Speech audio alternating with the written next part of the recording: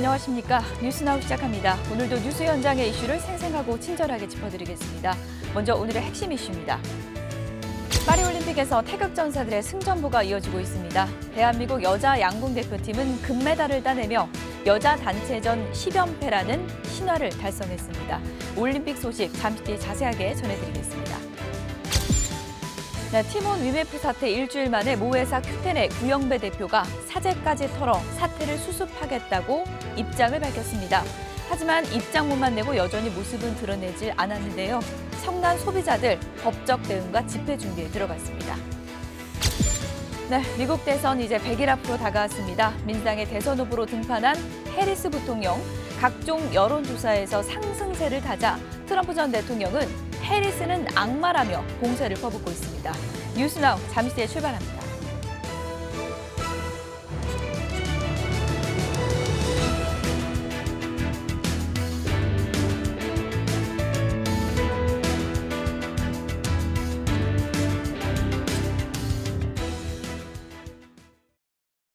태전지구의 마지막 작품, 더 빠르게, 더 넓게, 더 높게. 8월 내 삶의 새로운 스케일을 찾아가자. 광주 태전 경남 아너스빌 리미티드.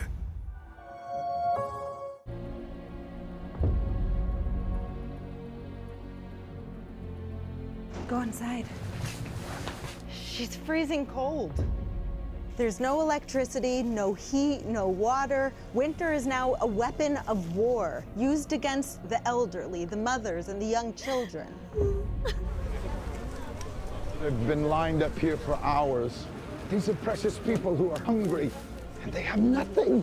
If someone doesn't do something soon, a humanitarian disaster is coming. 1833-9715 더 펠로우십은 우크라이나 전쟁 이주민들을 위해 음식과 난방, 이주를 돕고 있습니다. Fellowship has been here and across the former Soviet Union for decades, but the need has never been more urgent. 후원 문의 1833-9715 더 펠로우십. 거침없이 멈춤없이 질주하는 이 광고는 스포츠 광고가 아니라 바카스 광고. 어제의 나를 넘어서려면 이런 힘이 필요하니까 젊음을 힘껏 마음껏 바카스. 우리는 고민한다. 지금의 커피가 진정한 완성형일까? 생각의 진화가 기술을 만들고 기술의 혁신이 과학적 커피를 만든다. 기술이 깎아낸 완벽한 제프리스 커피. 커피의 궁극적 진화. CN조이. 변호사님, 네, 썬팅이 뭐예요? 코텍스. 아니요, 썬팅이 뭐냐고요. 햇빛을 차단시켜주는 것을 썬팅이라고 하는데요. 저 한문처럼 썬팅은 루마 버텍스라고 합니다. 아, 루마버텍스? 그렇죠. 치킨은 닭이 먼저다. 노상치킨. 알부터 닭까지 건강하게 직접 키운 좋은 닭으로 더 맛있게. 노상 잘 팔리는 치킨. 노상치킨 1577-6181. 우린 다 괜찮아. 걱정 하나도 하지 마. 응? 그건 거짓말이거나 아니면 이미 AI 라이프를 누리고 있거나. 정말 일찍 일어났네. 세상에 없던 AI 라이프.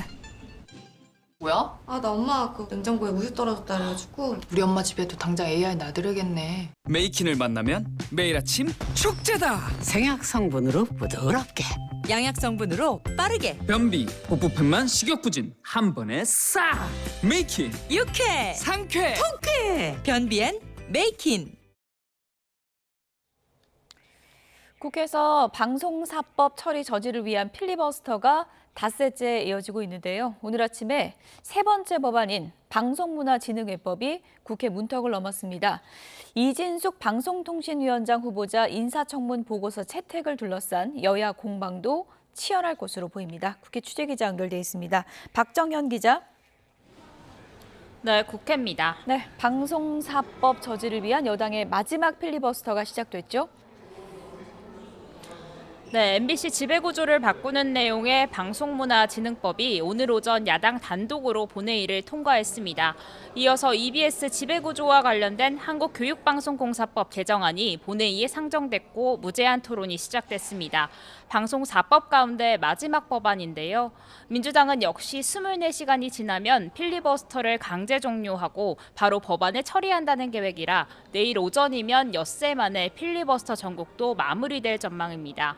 국민의힘 한동훈 대표는 아침 회의에서 야권의 방송사법 강행 처리에 대해 독이 든 사과를 계속 내미는 꼴이라고 비판했습니다. 민주당 박찬대 원내대표는 방송사법이 공영방송의 정치적 독립성을 보장하기 위한 최소한의 장치라며 협조하라고 맞받았는데요. 직접 들어보겠습니다. 독이 든 사과를 계속 내물면서 왜 안 먹니 하면 당연히 국민을 위해서 저희는 거부할 수밖에 없습니다. 민심에 맞서는 헛된 몸부림을 이제라도 중단하고 공영방송을 국민께 돌려드리는 일에 협조하기 바랍니다. 윤석열 대통령은 방송사법의 제2요구 거부권을 행사할 것으로 전망되는데 이에 따라 국회 재표 결과 부결에 따른 법안 폐기 과정이 또 한 번 반복될 것으로 보입니다. 게다가 민주당은 이번 주 목요일 본회의에서 이른바 노란봉투법과 전국민 25만 원 지원법 처리를 추진하고 있고 국민의힘은 다시 필리버스터로 맞선다는 방침이라 당분간 이 같은 소모전이 이어질 것으로 보입니다. 이례적으로 사흘 연속 이어졌죠. 이진숙 후보자 청문회는 마무리가 됐는데 지금 여야 공방은 계속되고 있죠. 네, 오늘 오후 국회 과학기술정보방송통신위원회는 이 후보자 인사청문 보고서 채택 여부를 논의합니다. 야당은 이 후보자가 대전 MBC 퇴사 직전 무단 해외여행을 다녀왔다는 의혹을 제기하며 공세를 이어가고 있습니다. 오늘 보고서 채택 역시 동의하기 어렵다는 입장인데요. 또 오는 금요일 이 후보자를 현안 질의에 증인으로 부른다는 방침입니다. 여당은 사실상 청문회를 계속 이어가겠다는 것과 다름없다며 공영방송을 장악하겠다는 야당의 야욕이라고 날을 세우고 있습니다. 국회 인사청문회법상 정해진 기간 내 청문보고서가 채택되지 않으면 대통령은 10일 이내 기간을 정해 국회에 보고서 재송부를 요구할 수 있습니다. 앞서 윤석열 대통령은 김홍일 당시 방통위원장 후보자의 청문보고서가 채택되지 않자 단 하루를 재송부 기한으로 정한 뒤 임명안을 제거했습니다. 이 후보자 경우에도 비슷한 과정을 거쳐 임명을 강행할 거란 전망에 무게가 실립니다. 조금 전 조지호 경찰청장 후보자의 인사청문회도 시작됐습니다. 해병대 최상병 사망 사건 수사와 임성근 전 해병대 1사단장의 구명 로비 의혹 등을 두고 여야 간 신경전이 예상됩니다. 네, 여야 오늘 당내 중요 현안은 어떤 게 있습니까? 네, 국민의힘 아침 최고위 회의에서 한동훈 대표는 신임 사무총장으로 서범수 의원을 임명했습니다. 한 대표는 서 의원이 변화에 유연하고 어려운 일에 앞장설 인물이라고 소개했고 서 의원은 당 안팎 난제가 많은 시기에 직책을 맡게 돼 부담스럽다면서도 최선을 다하겠다고 밝혔습니다. 이런 가운데 계파 갈등 뇌관으로 꼽히는 정책위의장 교체와 지명직 최고위원 임명 등 나머지 주요 당직 인선은 아직 발표되지 않았습니다. 민주당 차기 당대표 선출을 위한 전당대회는 반환점을 돌며 후보 간 정책 경쟁 양상을 보이고 있습니다. 김두관 후보는 오늘 아침 국회 기자회견에서 최소한 민생 경제만큼은 정쟁을 중단하고 여야가 서로 머리를 맞대야 한다며 윤 대통령과 국민의힘 한동훈 대표를 향해 민생 경제 대연정을 제안했습니다. 이재명 후보가 민생 실용 노선을 표방하며 주장한 이른바 먹사니즘에 대해서는 구호가 아닌 현실적인 대안을 내놓으라고 지적했습니다.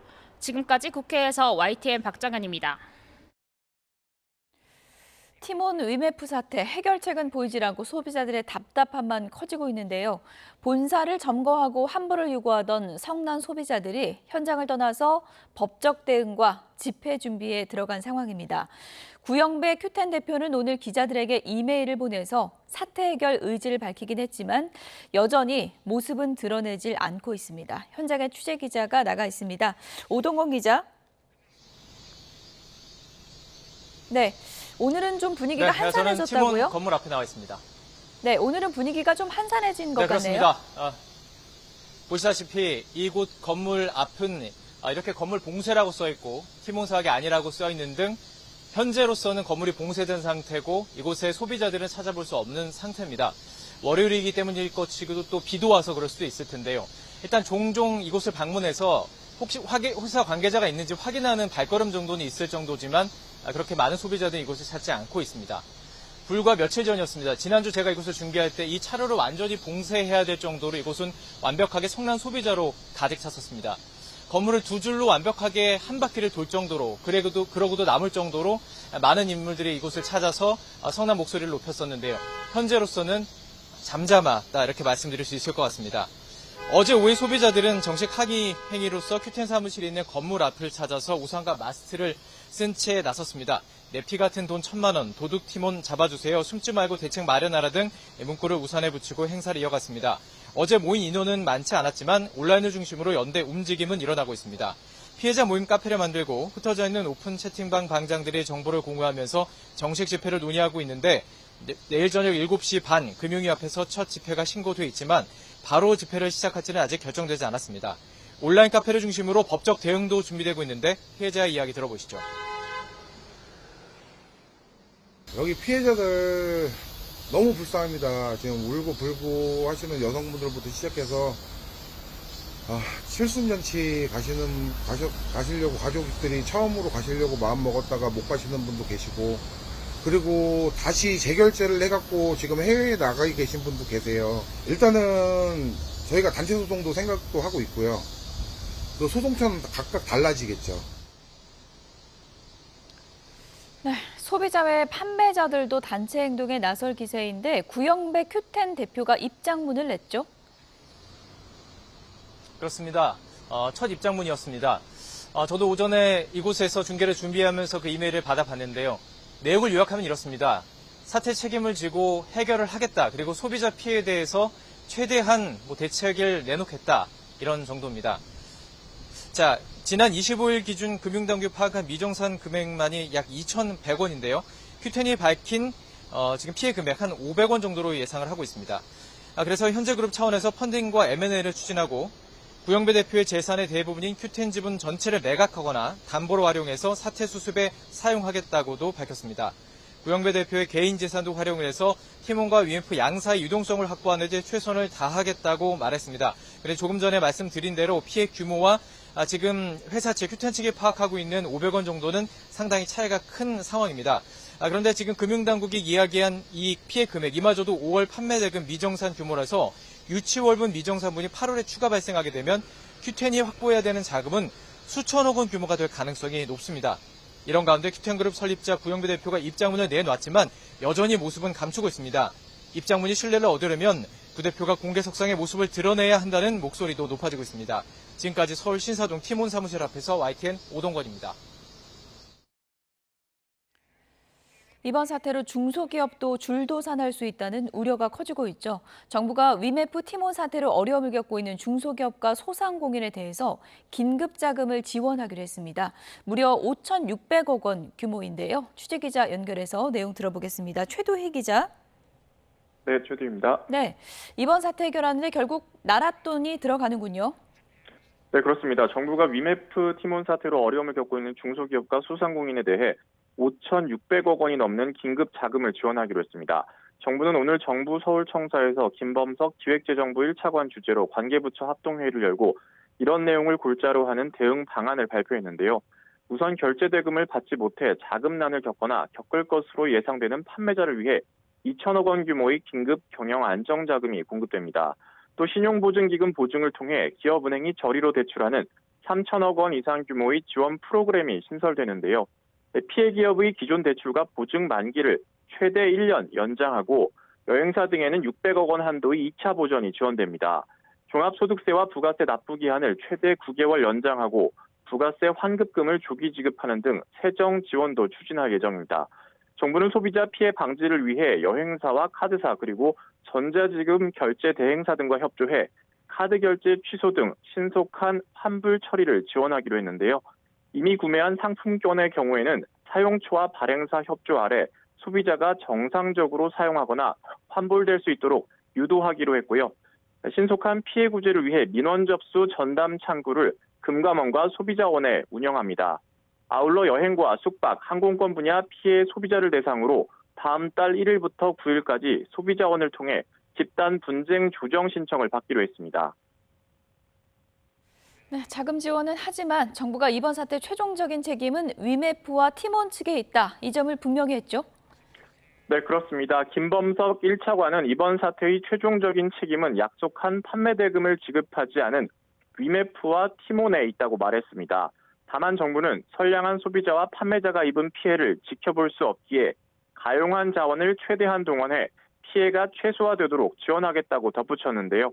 업체로부터 파악된 미정산 금액은 약 2,100억 원 정도로 추산되지만 정산 기일이 다가오는 거래분을 고려하면 그 규모는 더 커질 것으로 예상된다고 밝히기도 했습니다.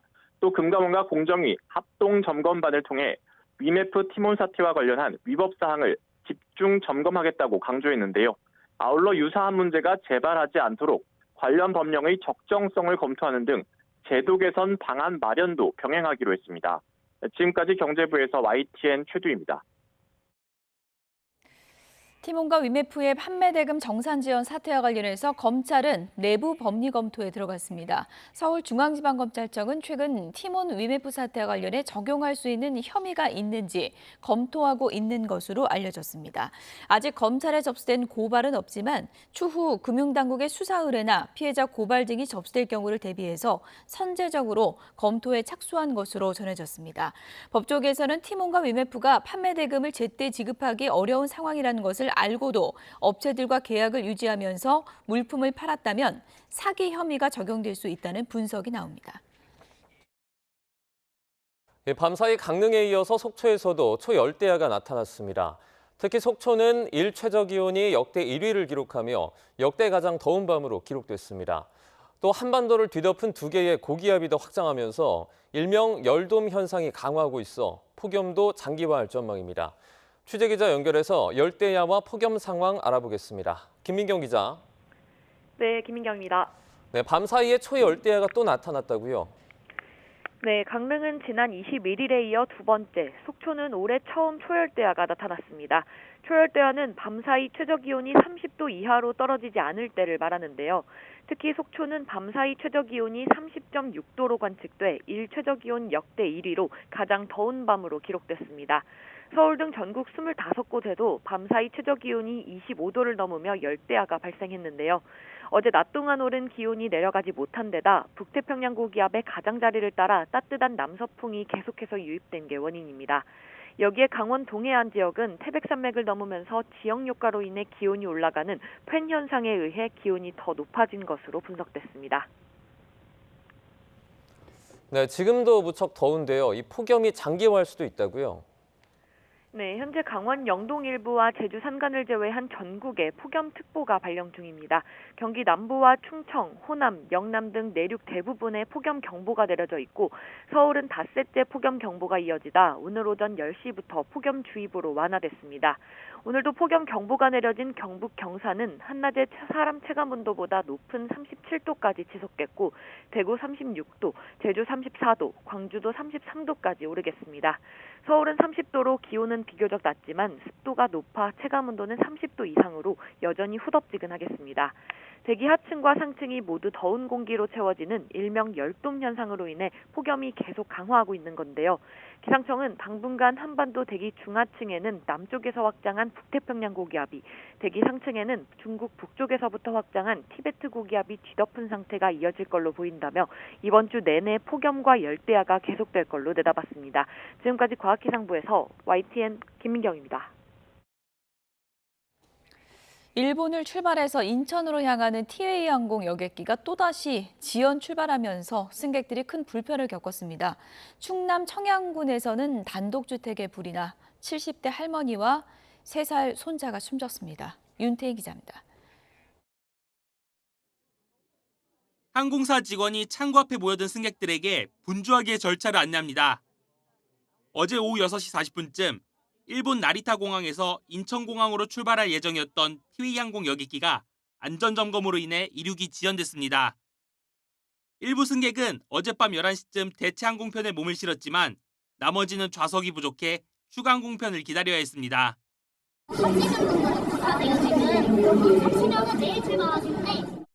항공사 측은 불편을 겪는 승객들에게 보상 절차를 진행하고 있다고 밝혔습니다.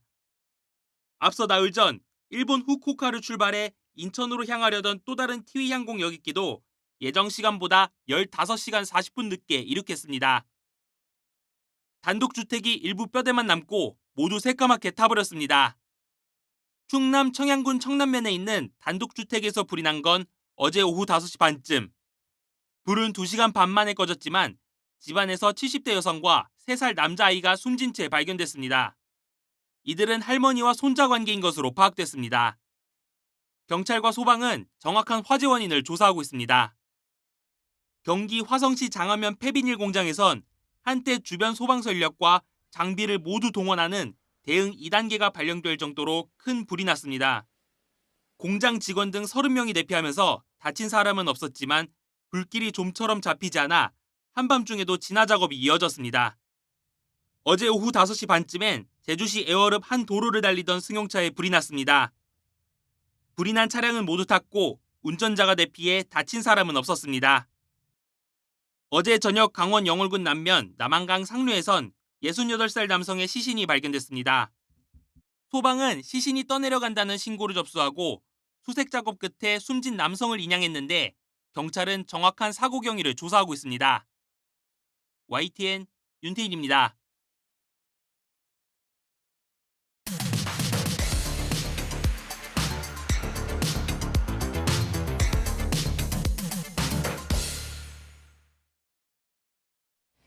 각이 살아있는 정치평론 시사정각 시작하겠습니다. 오늘은 김일호 국민의힘 서울시당 위원장 그리고 서용주 맥 정치사회연구소장 두 분 나오셨습니다. 어서 오세요. 네, 안녕하세요. 네, 먼저 첫 번째 주제어 보겠습니다. 보여주시죠.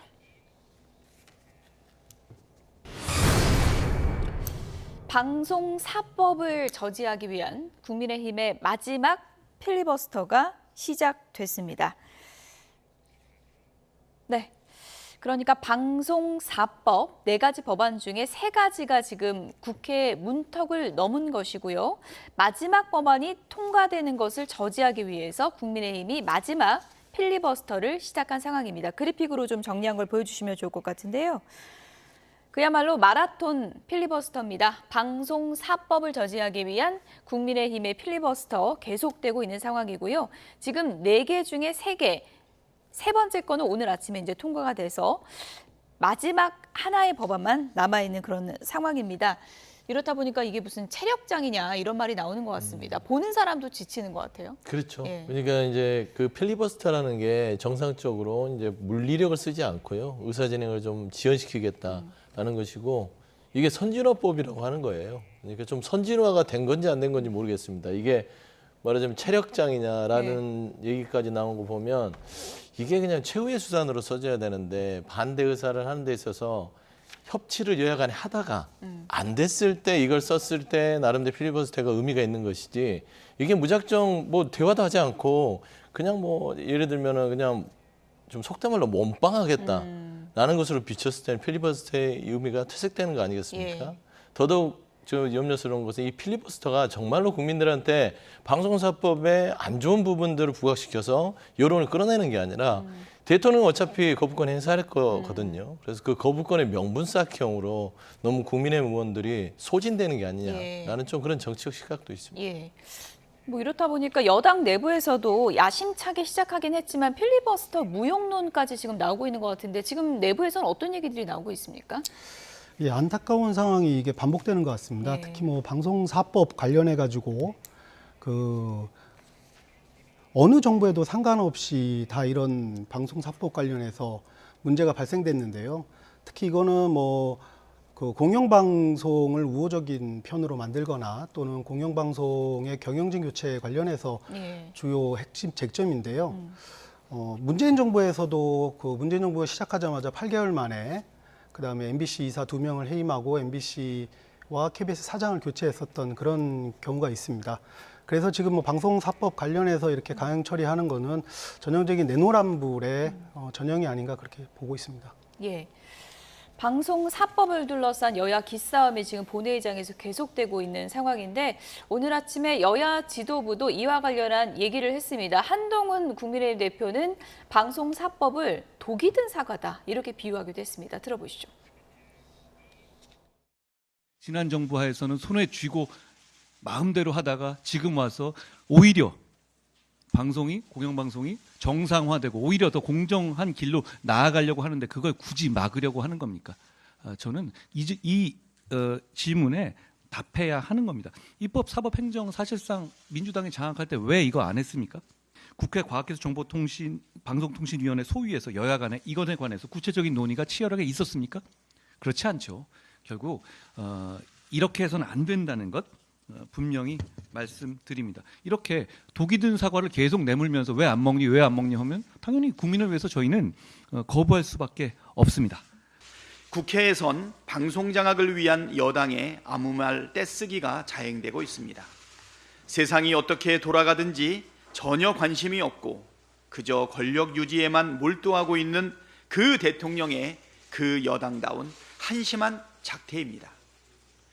이런 비정상적 국정 운영으로 국력을 허비하게 만드는 것은 나라의 미래를 위해서도 결코 바람직하지 않습니다. 대통령부터 대오각성하고 공영방송 탈취 시도를 당장 포기해야 합니다. 네, 한동훈 대표가 방송4법을 독이 든 사과다 이렇게 비유를 했는데 그렇게 좋은 거면 문재인 정부 때 왜 안 했냐 이렇게 반문했거든요. 그러니까 이제 이런 부분에 있어서는 문재인 정부 시절에 책임이 아예 없다고는 할 수는 없어요. 근데 이제 방송법이라는 게 이 방송의 이 공정성, 독립성에 대한 부분입니다. 이거는 비단 문재인 정부에서만 추진됐던 게 아니라 박근혜 정부 시절부터 방송법에 대한 부분들은 계속 논의가 됐었어요. 근데 참 재밌는 게 당시에는 또 추진하는 쪽에서는 찬성을 하고 밀어붙이면 또 야당에서 반대를 해요. 근데 또 문재인 정부에서는 또 밀어붙이면 또 지금에 있는 국민의힘은 반대를 했어요. 예. 이게 쳇바퀴처럼 도는 거거든요. 그렇죠. 그런 의미에서 문재인 정부 시절에 이 방송법에 대해서 마지막 열차를 탔었으면 얼마나 좋았을까. 결단을 내려야 됐음에도 불구하고. 그때는 왜 못한 거예요? 그러니까 보통 권력을 잡게 되면 예. 두 가지가 있습니다. 예. 검찰 권력에 대한 사정권, 그다음에 방송에 대한 어떤 지배력. 이런 것들을 권력의 달콤함 속에서 솔직히 본인이 결단을 못했다고 봐요. 이런 부분들은 민주당 내에서도 당시 문재인 정부 시절에 나름대로 반성할 부분은 충분히 있다고 봅니다. 하지만 한동훈 대표가 얘기하는 왜 문재인 정부에서는 하지 못하고 나서 지금 왜 하려고 하느냐. 그렇기 때문에 우리도 하지 않겠다. 이건 피장파장이잖아요. 그러니까 본인들이 봤을 때 방송의 공정성이나 투명성, 독립성을 정확하게 하려면 비단 문재인 정부를 비판하더라도 그러면 뭔가 액션이 있어야 되는데 본인들은 단지 전 정부에서 안 했기 때문에 우리도 안 하겠다. 이건 별로 설득력이 없잖아요. 저는 그런 부분에서는 이 부분에는 그냥 반대하고 싶은 반대다. 저는 좀 그렇게 말씀드리고 싶습니다. 예.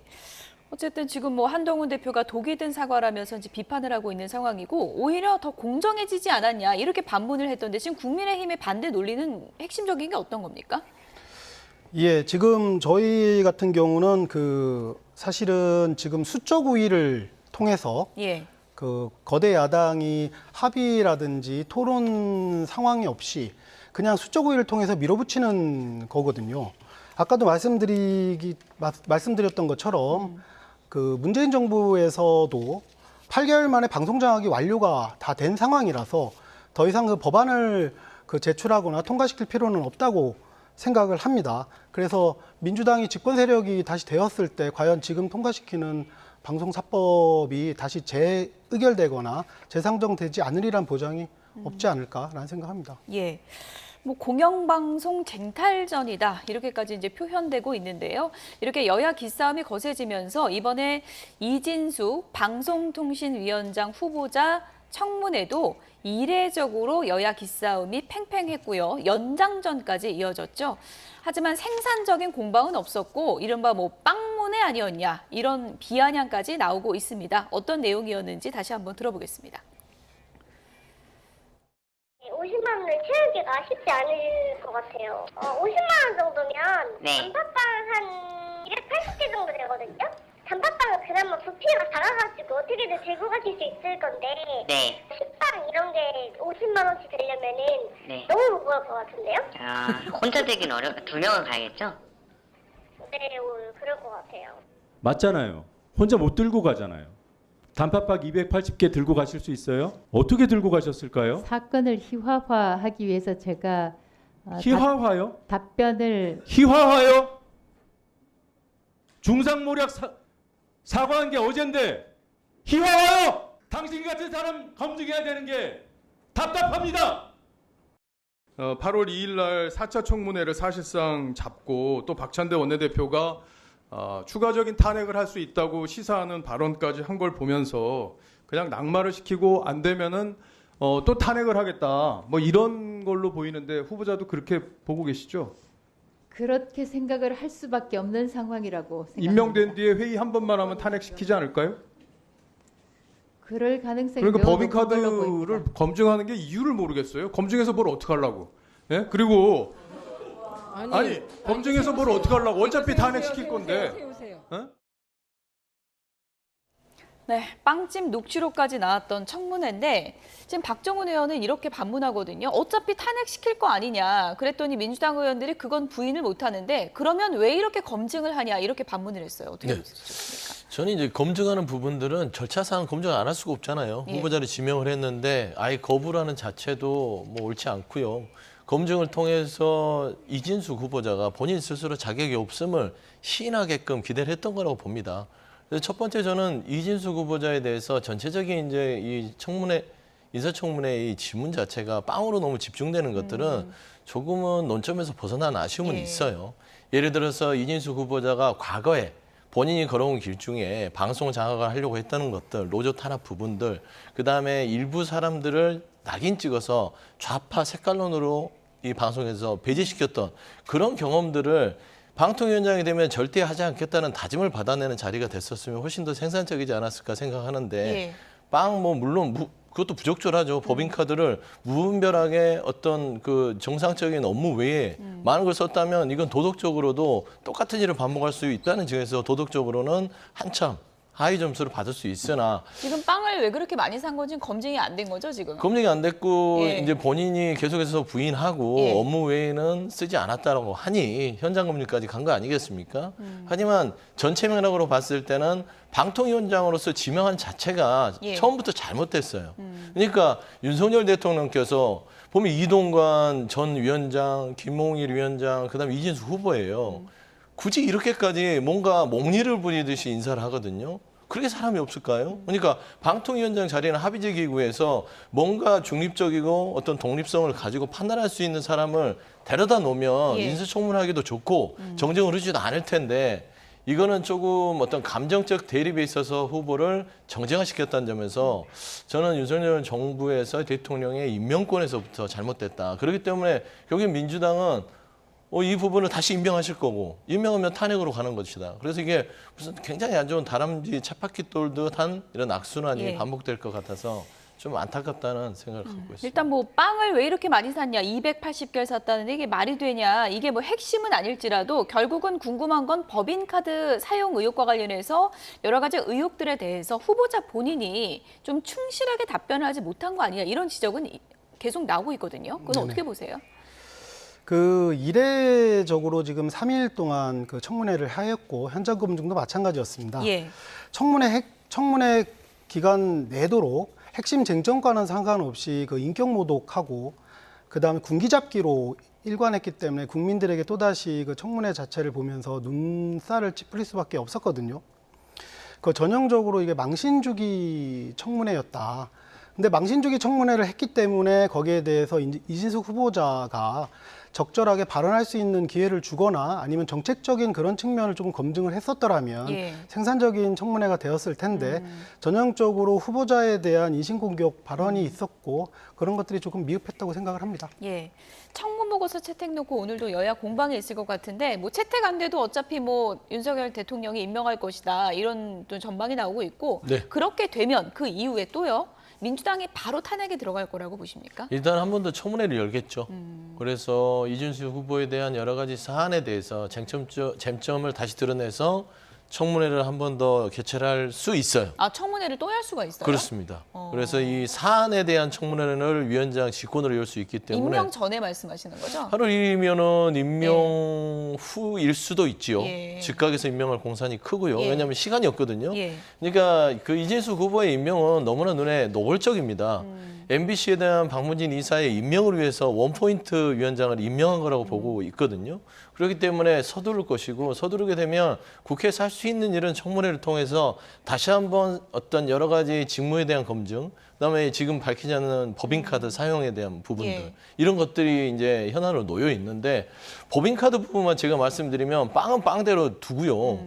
물론 MBC 대전 MBC 사장이 뭐 고위직책일 수는 있으나 그 법인카드 사용이 꼭 고급 호텔에서 수천만 원씩 쓰여져야 되고 꼭 고급 오마카세에 가서 밥을 먹어야 되고 예. 했어야 되는지 그리고 꼭 접대를 하기 위해서 골프장을 그렇게 다니면서 수백만 원씩 썼어야 되는지에 대해서는 솔직히 그 적절성이 과연 이 후보자로서 공직자에 준하지는 않는다라는 예. 측면에서는 자격 없음이 드러났다고 보여요.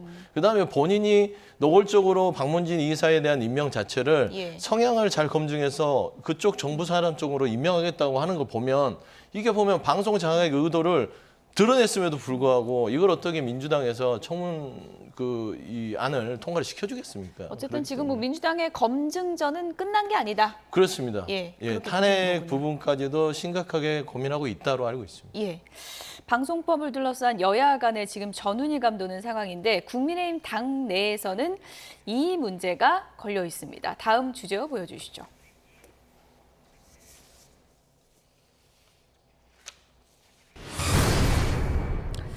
5대 4냐, 4대 5냐, 한동훈 대표의 선택은 어떻게 나올 것인가? 이 부분이 관심이 쏠리고 있습니다. 정점식 정책위의장, 지금 임기가 얼마 안 돼서 범친윤계로 구분이 돼 있기 때문에 이제 친한계를 최고위에서 과반을 만들려면 정점식 정책위의장을 교체해야 되는 문제가 있는데요. 한동훈 대표가 어떻게 결정할 것 같으세요? 일단 뭐 정책위 의장이라고 하시는 역할이 그 당의 정책 전반에 관한 결정과 그다음에 당과 정의 당정 협의를 하는 측면 아주 중요한 역할을 가지신 분입니다. 예. 그다음 두 번째로는 저희 그 최고위원 국민의힘 최고위원회가 9명으로 구성되어 있는데 그 중에서 5명의 우군을 확보해야 되는 그런 한동훈 대표의 그런 시급한 과제가 있거든요. 그런 측면에서 우리 정책위 의장의 교체와 유임에 관련해서 좀 깊은 고려가 있는 것 같습니다. 예, 깊은 고려 끝에 어떤 결정 내릴 것 같으십니까? 일단은 유임을 하게 된다면 예. 그 탕평 인사라고 보실 수 있고요. 교체를 하게 된다면 한동훈 대표의 새로운 변화의 새로운 시작이다. 다만 지금 예전에는 국민의힘에서 정책위 의장을 원내대표와 함께 런닝메이트로 의원총회에서 뽑았거든요. 근데 지금은 당 대표와 원내대표가 협의를 해서 의원총회 추인을 받게 되어 있습니다. 그렇다면 지금 친윤 성향이라고 불려지시는 우리 원내대표하고 각을 세우면서까지 그 당 장악이 되지 않은 초반에 이렇게 과연 교체를 하는 것이 많이 부담스럽다 그렇게 보여집니다. 네. 조금 전에 그래픽 다시 한번 보여주시면 좋을 것 같은데요. 최고위가 그러니까 9명이고요. 한 분 한 분 좀 짚어서 설명을 드리면 지금 굳이 이렇게 나누자면 그렇습니다. 친한이 지금 한동훈 대표, 장동혁 최고위원, 진종호 청년 최고위원이고 아직 발표는 안 되는데 당대표가 지명하는 최고위원이 있습니다. 이렇게 4명으로 칠 수 있고요. 범친윤, 추경호 원내대표, 김재원 최고위원, 이뇨한, 김민전 최고위원 이렇게 돼서 4대 4가 되기 때문에 정정식 위의장 자리가 지금 굉장히 중요한 자리가 되거든요. 그렇죠. 그래서 캐스팅 보트. 5대 4냐, 4대 5냐 이런 역할인데 한동훈 대표 측 지지자들은 좀 물러나주면 안 되나 이런 얘기도 많은 것 같습니다. 그러니까 한동훈 대표 측 지지자가 얘기하기 전에 물러나는 게 정치권의 상도예요. 아, 상도입니까? 그 여야를 예. 막론하고 신임 지도부가 들어오면 임명이 된 지 하루가 됐든 이틀이 됐든 당대표의 권한, 그러니까 그 영역을 넓혀주기 위해서 선택권을 주는 거예요. 그러면서 물러나고 싶지 않아도 예. 정치원으로 저는 사직서를 내겠습니다. 그리고 선택은 재신임 여부는 신임 당대표한테 주는 것이 결국 정치권에서 그렇게 해왔거든요. 근데 이상하게 유독 친윤으로 분류되는 정점식 정책위 의장이 본인이 직접 얘기한 건 아니나 기사를 통해서 임기가 남았다라고 임기가 흘리는 남았다. 것은 이게 본인의 의지라기보다는 혹시 용산에서의 시그널이 아닐까라고 의심스러운 부분이고 버텨라. 그렇죠. 예. 그러니까 기존의 정치문법을 다 무시해버리고 간행도 무시해버리고 한동훈 당대표에게 부담을 주잖아요. 그러니까 한동훈 대표는 지금 정정식 정책위원장을 이거를 교체를 하자니 이게 의총에서 추인을 받아야 되는데 여기에서 만약에 의총에서 밀려나 버리면 처음부터 이제 완전히 힘이 빠져버리는 거고 그다음에 갈등이 오는 것이고요. 그러니까 얻는 거 없이 갈등만 얻어요. 근데 또 안 바꾸자니 9명으로 구성된 최고위 구성에서 본인 사람이 없으니까 껌껌이 본인 힘을 발휘할 수 없는 구조가 되는 거죠. 본인도 또 원외고, 그죠? 그렇죠. 원회니까요. 예. 하지만 9명의 지도부가 어떤 안건에 대해서 의결 사항이 있는데 과반수가 넘어가 버리면 그게 통과가 안 되잖아요. 예. 그럼 한동훈 대표가 시임 지도부고 국민의힘이 총선 이후에 뭔가 살아나려고 하는데 한동훈 대표 체제가 아니라 그냥 말하자면 바지 대표가 될 수 있는 공산이 크단 말입니다. 그래서 이 딜레마를 저는 이 당 내에서 뭐 국민의힘 일이지만 좀 더 지혜를 발휘해서 나름대로 정정식 정책위장이 일단은 사직을 하는 것들이 결국에는 훨씬 한동훈 대표의 결정을 부담을 내려주는 것인데 지금 굉장히 압박하고 있는 상황이라고 보시면 될 것 같습니다. 김일호 위원장님, 만약에 한동훈 대표가 정점식 정책위장 교체하고 예를 들어 친한계 의원으로 낙점하면 당내 분란이 생깁니까? 전혀 당직자의 임명권은 전적으로 당 대표에게 있습니다. 그래서 이제 5대 4라든지 지금 4대 5라고 하는 이분법적 사고라든지 또는 외부에서 보시기에 정략적으로 이게 뭐 친한이냐 반한이냐 이런 문제는 사실은 그럼 친한이 5가 되고 친윤이 4가 된다라고 했을 때 과연 그 당대표의 발목을 잡을 것이냐.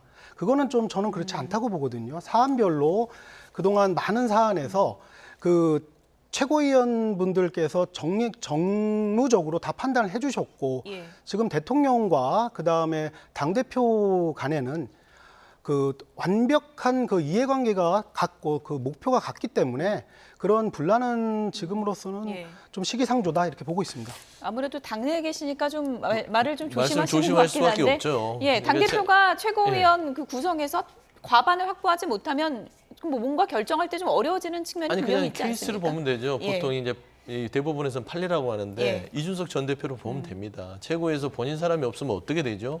쫓겨납니다. 그러니까 쫓겨나지 않더라도 결국에는 힘이 없는 바지 대표다라고 하는 것들은 결국에는 지금 현재 국민의힘이 변화를 위해서 한동훈 대표에 대한 당원들의 이 열망이 63%잖아요. 근데 당원들의 어떤 그 민심, 보수층의 민심 자체를 못 받아들이고 여전히 용산의 추창소처럼 그 용산의 신기만 보고 있다면 당은 변하지 않는 것이지요. 그러면 이제 결국은 당원과 용산이 부딪히게 되면 한동훈 대표는 본인의 지도력을 가지고 끌고 갈 수가 없는 상황이 되는 것이에요. 그래서 저는 지금 한동훈 대표가 처한 상황이 굉장히 진퇴양난의 상황이고 이제 며칠 내에 결정을 하겠지만 중요한 거는 용산에서 왜 이 정정식 위원장을 여기에다가 알박기식으로 놔둘 수밖에 없냐면 두 가지입니다. 최병 특검, 김건희 여사 특검. 이 안을 한동훈 대표가 용산과 상의하지 않고 독단적으로 밀어붙이는 부분들을 최소한의 락을 걸어놓자라는 차원에서 이 부분을 용산에서 나름대로의 오더가 내려오지 않았을까라고 조심스럽게 추측할 수 있는 것이죠. 어쨌든 한 자리지만 그 자리가 가는 의미가 있기 때문에 한동훈 대표 결정에 관심이 쏠리고 있는데요. 한동훈 대표가 오늘 아침 당직자 인선 기준에 대해서 이렇게 언급을 했습니다. 들어보시죠. 다음으로 인선 관련해서 일반론을 말씀드립니다. 기준은 하나입니다. 제가 전에 얘기했던 선민후사입니다. 우리 국민의힘이 더 국민께 잘 봉사할 수 있는 체제를 갖추기 위해서 많은 이야기를 듣고 신중하게 검토하겠습니다.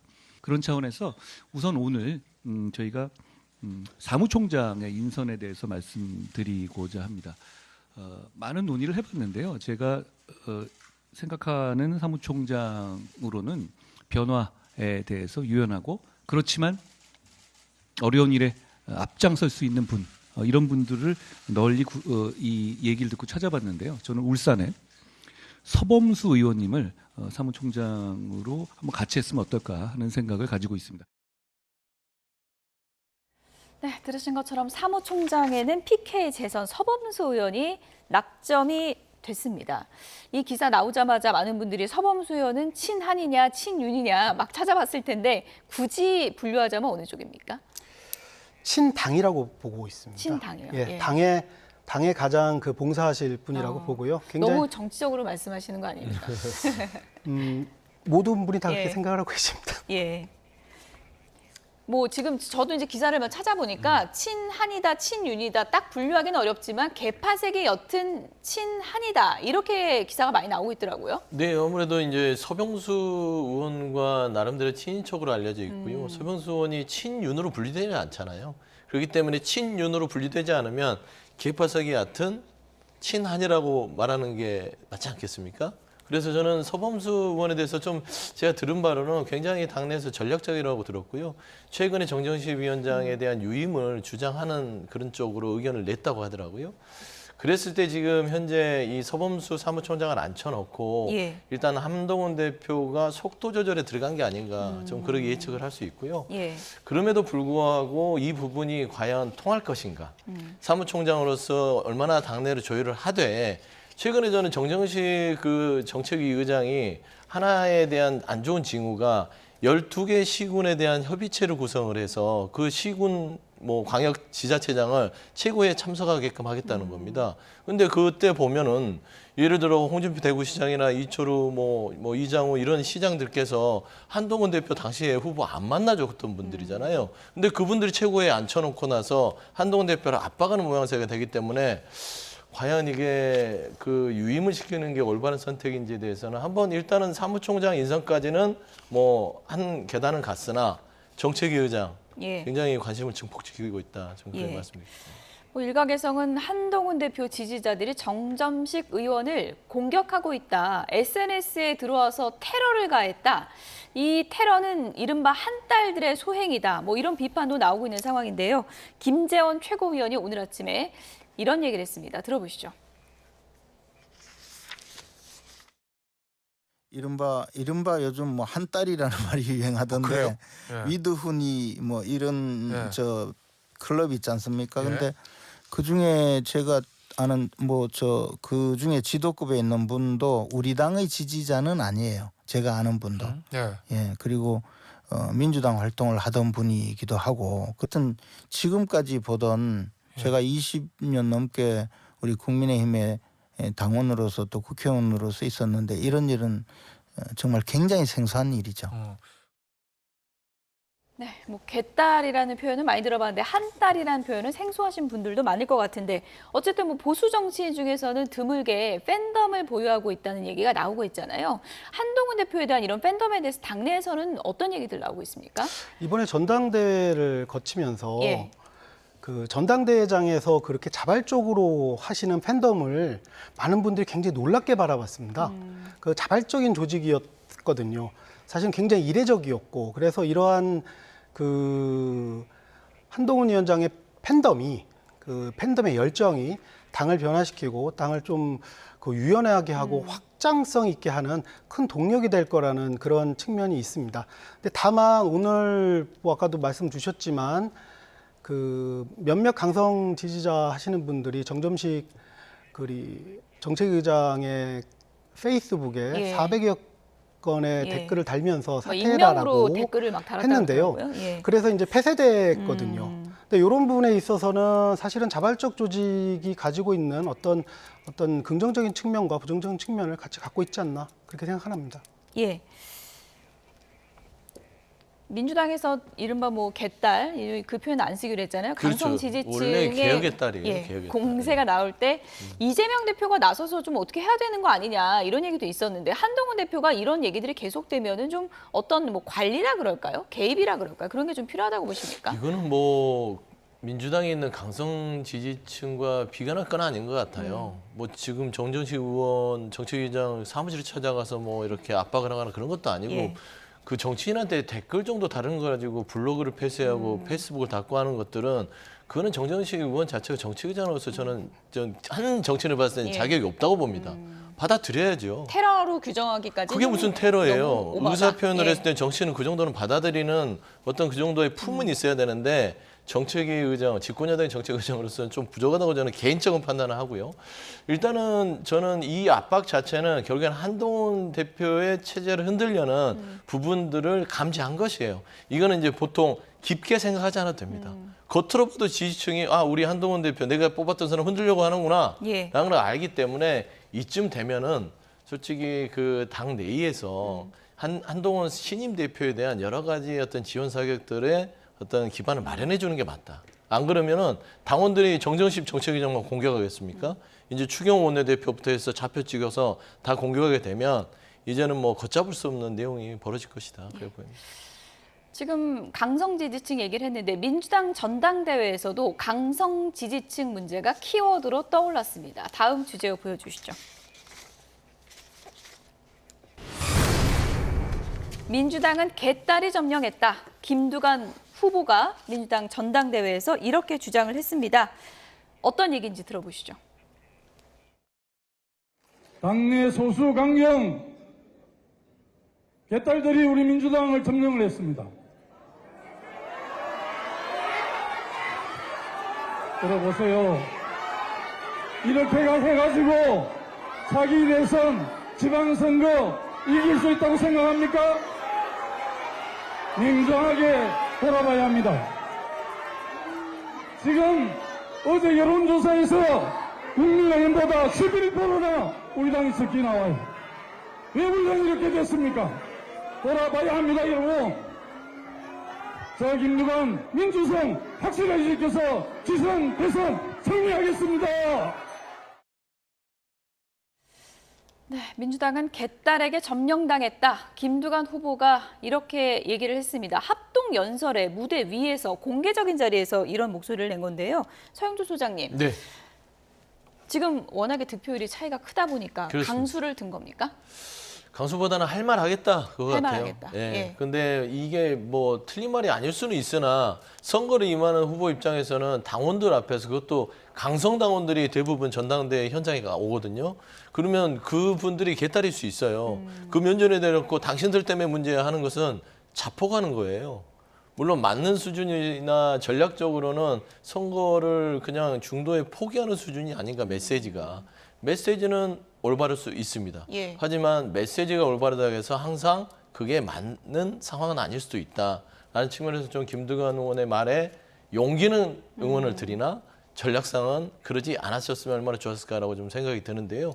민주당을 보고 이 국민의힘 한동훈 대표나 국민의힘의 그 여러 가지 이 지금 현재 한 딸이라고 얘기하는 분들이 좀 반면교사를 삼으셔야 될 거예요. 예. 머지 않았습니다.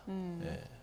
똑같이 될 거라고 말씀하시는 방치하게 겁니까? 되면 머지 않아서 그런 어떤 처음에는 4천, 5천 명의 한 딸들이 결국엔 4만, 5만이 되고 결국에는 그 분들이 전체적인 대의민주주의에 대한 직접민주주의의 어떤 균형을 무너뜨릴 수 있다라는 예. 측면에서는 한번 반면교사를 삼는 것도 좋겠다. 건전한 팬심이 변질될 수 있다. 그렇습니다. 이런 지적을 해주신 건데 이재명 일극 체제에 대한 김두관 후보의 비판이 계속되고 있는 건데 뭐 저런 말로 내가 다 뒤집어서 당대표 될 수 있다. 이런 기대보다는 뭐 전당대회 이후를 바라보는 것이다. 이런 분석이 많거든요. 어떤 의도라고 보세요? 네, 그 뭐 맞으신 말씀이시고요.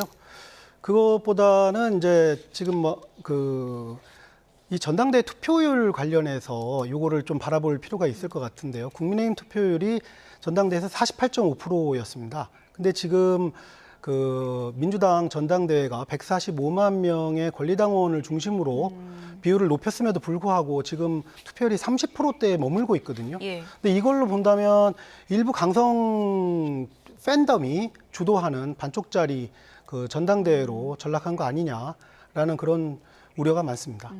뭐 민주당 전당대회도 지금 막바지인데 끝으로 이거 간략하게 네. 여쭤볼게요. 지금 김민석 후보가 정봉주 후보 최고위원 1등 자리를 놓고 바짝 뒤쫓고 있는데 이거 뒤집힐 수 있다고 보십니까? 저는 흐름이라는 게 중요하다고 생각해요. 수치는 단순히 그냥 수치는 언제든 바뀔 수 있으나 흐름 자체는 중반을 넘어서면서 중간에 김민석 의원을 이재명 대표가 좀 지지하는 듯한 모양을 하면서 갑자기 반전했거든요. 부울경부터 시작해서 충남부터 해서 완전히 등극을 했는데 이런 부분에 있어서 저는 흐름을 김민석 의원이 좀 잡았다고 보여요. 그래서 정봉주 의원의 초반 판세가 이재명 대표와 주변에 이제 추미애 의원 등이 이제 지원 사기를 김민석 의원 하면서 흐름이 완전히 좀 바뀌어가는 추세가 아닌가 현재까지 하나 제 개인적인 생각은 그렇습니다. 이런 부분도 정치일 수 있어요. 그래서 그 당대표든 최고위원 간에 서로 간에 이렇게 손을 잡을 수는 있으나 이게 선출직을 위한 전당대회잖아요.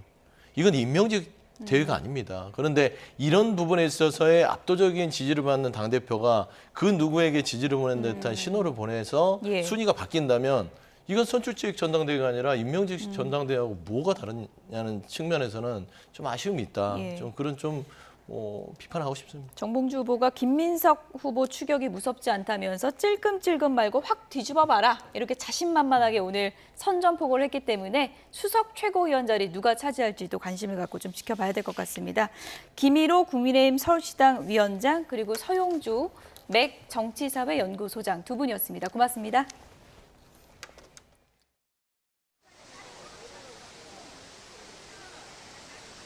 시원한 폭포가 쏟아지고 있는 이곳에서도 더위의 열기가 심상치 않습니다. 현재 서울 기온은 28도까지 올랐고 체감 기온은 30도까지 치솟았는데요. 한낮에는 체감 기온이 32도까지 오르면서 더위의 기세가 더 강해지겠습니다. 푹푹 찌는 듯한 더위 속에 중북부 지방에는 비 소식이 들어있는데요. 내일까지 최고 30mm 이상의 오락가락 비가 이어지겠습니다. 현재 서울은 흐린 하늘을 보이고 있는데요. 서울 등 중북부 지방에는 고기압의 가장자리를 따라 비구름이 만들어지면서 비가 내렸다 그치기를 반복하겠습니다. 내리는 비의 양은 최고 30mm가 예상됩니다. 비와 함께 심한 폭염이 공존하는 날씨로 한낮 체감온도 35도 안팎까지 오르는 곳이 많은데요. 전국 대부분 지역에 폭염특보가 내려져 있고 특히 경북 경산은 사람 체온보다 높은 37도까지 치솟겠습니다. 이렇게 극심한 무더위가 계속되면서 온열 질환에도 비상이 걸린 상황입니다. 현재 온열 질환자 수 900명 가까이 발생했고 사망자는 지난해보다 1명 증가한 4명으로 집계됐는데요. 노약자나 어린이는 한낮 시간에는 야외보다는 실내에서 휴식을 취해 주시고 수분 섭취도 충분히 해주시길 바랍니다. 지난밤 강릉에 이어 속초에서도 최저 기온이 30도를 웃돌며 초열대야가 기록됐습니다. 한낮에도 찜통더위는 계속되겠는데요. 서울 30도, 대구와 강릉 36도까지 치솟겠습니다. 이번 한 주간도 열대야와 찜통더위가 기승을 부리겠고요. 주 후반까지 수도권과 영서에는 오락가락 비가 자주 내릴 전망입니다.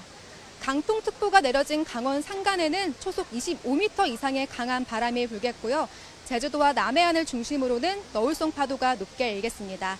해안가 접근은 자제해 주시면서 안전사고에 각별히 신경 써 주시길 바랍니다. 지금까지 YTN 함예진입니다.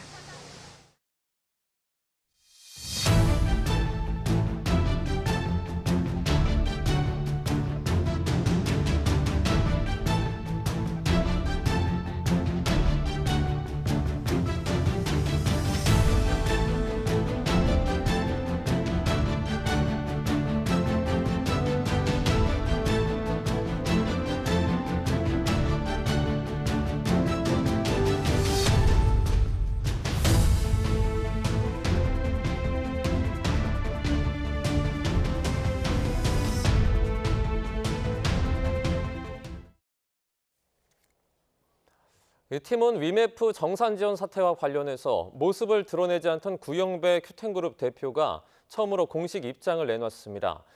구 대표는 오늘 입장문에서 정산 지원 사태로 인해 피해를 본 고객들과 입점업체, 국민 여러분께 입장 표명이 늦어져 사죄드린다고 밝혔습니다. 이어 큐텐은 경영 정상화와 유동성 확보를 위해 그룹 차원에서 펀딩과 인수합병을 추진하고 있다면서 자신이 가진 재산 대부분인 큐텐 지분 전체를 매각하거나 담보로 활용해 사태 수습에 사용하겠다고 말했습니다. 또 지금 두 회사가 파악을 한 고객 피해 규모는 여행 상품을 중심으로 합계 500억 원 안팎으로 추정된다면서 현장 피해 접수와 환불 조치를 했고 계속 실시할 예정이라고 언급했습니다. 이처럼 구영배 큐텐 대표가 사태 수습을 위해서 지분까지 내려놓겠다는 입장을 밝혔지만 우려의 목소리는 이어지고 있습니다. 입점 업체로 이어진 피해로 줄도산 가능성이 있고 유동성 문제로 연계된 다른 손해 가능성도 확산할 수 있기 때문입니다. YTN에 출연한 전문가의 발언 직접 들어보겠습니다. 그리고 일각에서는 큐테그룹 자체가 지금 누적 적자가 2조 원대를 넘는다라는 추산도 있기 때문에 이 대표의 이런 의지에도 불구하고 실제 사태를 막을 수 있느냐라는 의문을 제기하는 사람들도 있을 것 같고요. 특히 피해는 파트너사, 그러니까 판매점, 그러니까 입점된 업체들을 중심으로 도산 우려 가능성이 굉장히 높아지고 있는데 이 사람들에게는 지연 이자를 지급한다거나 이 판매 수수료를 이제 줄여주겠다라는 대책을 마련했는데 당장 신속하게 유동성이 확보가 되지 않으면 사실은 연계된 손해도 확산될 우려가 있어서 이 큐텐그룹사만의 의지로 이 문제를 해결할 수 있는 사태이냐라는 점에 대해서는 정확한 분석이 필요한 상황입니다. 팀원 위메프 사태로 현재까지 판매업자들에게 정산되지 못한 금액이 2,100억 원대로 추산됐습니다. 정부는 대금을 받지 못해 피해를 겪는 중소기업과 소상공인에 대해서 5,600억 원이 넘는 긴급자금을 즉시 지원하기로 했습니다. 류완홍 기자입니다. 지난주 카드사와 피지사들을 상대로 신속한 환불 조치에 나서도록 독려했던 정부가 이번에는 판매업자들을 위한 대책을 내놓았습니다. 기획재정부를 비롯한 관련 부처들은 2차 TF 회의에서 판매업자들이 받지 못한 피해 금액이 2,100억 원대로 추산된다고 밝혔습니다. 현재까지 업체로부터 파악된 미정산 금액은 약 2,100억 원으로 추산되나 추후 정산기일이 다가오는 거래분을 감안하면 그 규모는 더 커질 것으로 예상됩니다. 티몬과 위메프의 6월과 7월 거래대금 결제 기일이 아직 돌아오지 않은 것을 감안하면 정부 표현대로 미정산 금액은 더 불어날 전망입니다. 이에 따라 정부는 판매업체 경영난을 막기 위해 5,600억 원 이상 긴급 경영안정자금을 즉시 지원하기로 했습니다. 중소벤처진흥공단과 소상공인시장진흥공단이 2천억 원, 신용보증기금 보증을 통해 기업은행이 3천억 원을 공급하며 여행업계 대출에 600억 원이 지원될 예정입니다. 대상은 중소기업과 소상공인이며 3.4에서 3.5% 수준의 저금리로 지원이 됩니다. 소득세와 부가세 납부 기한도 최대 9개월까지 연장해 판매업체들의 어려움을 덜어주기로 했습니다. 정부는 카드사와 피지사가 피해 고객의 결제 취소를 거부하지 않도록 계속 독려함과 동시에 고객이 구매한 상품권도 사용처나 발행사가 사용 금지를 하지 않도록 하고 환불을 요청할 경우엔 적극적으로 협조하도록 유도하기로 했습니다. 이와 함께 합동 점검만을 통해 티몬과 위메프가 현금 부족으로 판매대금 지급이 어려울 것을 알면서도 입점업체와 계약을 유지하고 상품을 계속 판매했는지 등을 파악해 위법 사항이 발견되면 수사 의뢰를 하기로 했습니다. YTN 유환홍입니다. 정부는 이번 위메프 티몬 사태의 최종적인 책임은 약속한 판매 대금을 지급하지 않은 위메프와 티몬에 있다는 점을 분명히 했습니다. 김범석 기획재정부 1차 고안은 오늘 아침 관계부처 태스크포스 회의를 열고 이같이 말했습니다. 또 정부로서는 선량한 소비자와 판매자가 입은 피해를 지켜볼 수 없기에 가용한 자원을 최대한 동원해 피해가 최소화되도록 지원하겠다고 밝혔습니다. 더불어민주당은 티몬 위메프 사태 관련 사안을 예의주시하고 피해 규모가 폭증할 경우 실태 조사와 재발 방지를 위한 국정조사를 추진하기로 했습니다. 이해식 수석 대변인은 최고위원회의 뒤 기자들과 만나 정부의 신속한 해결을 촉구하고 당내 정무정책조정위원회에서 대응해 나가기로 했다며 이같이 밝혔습니다.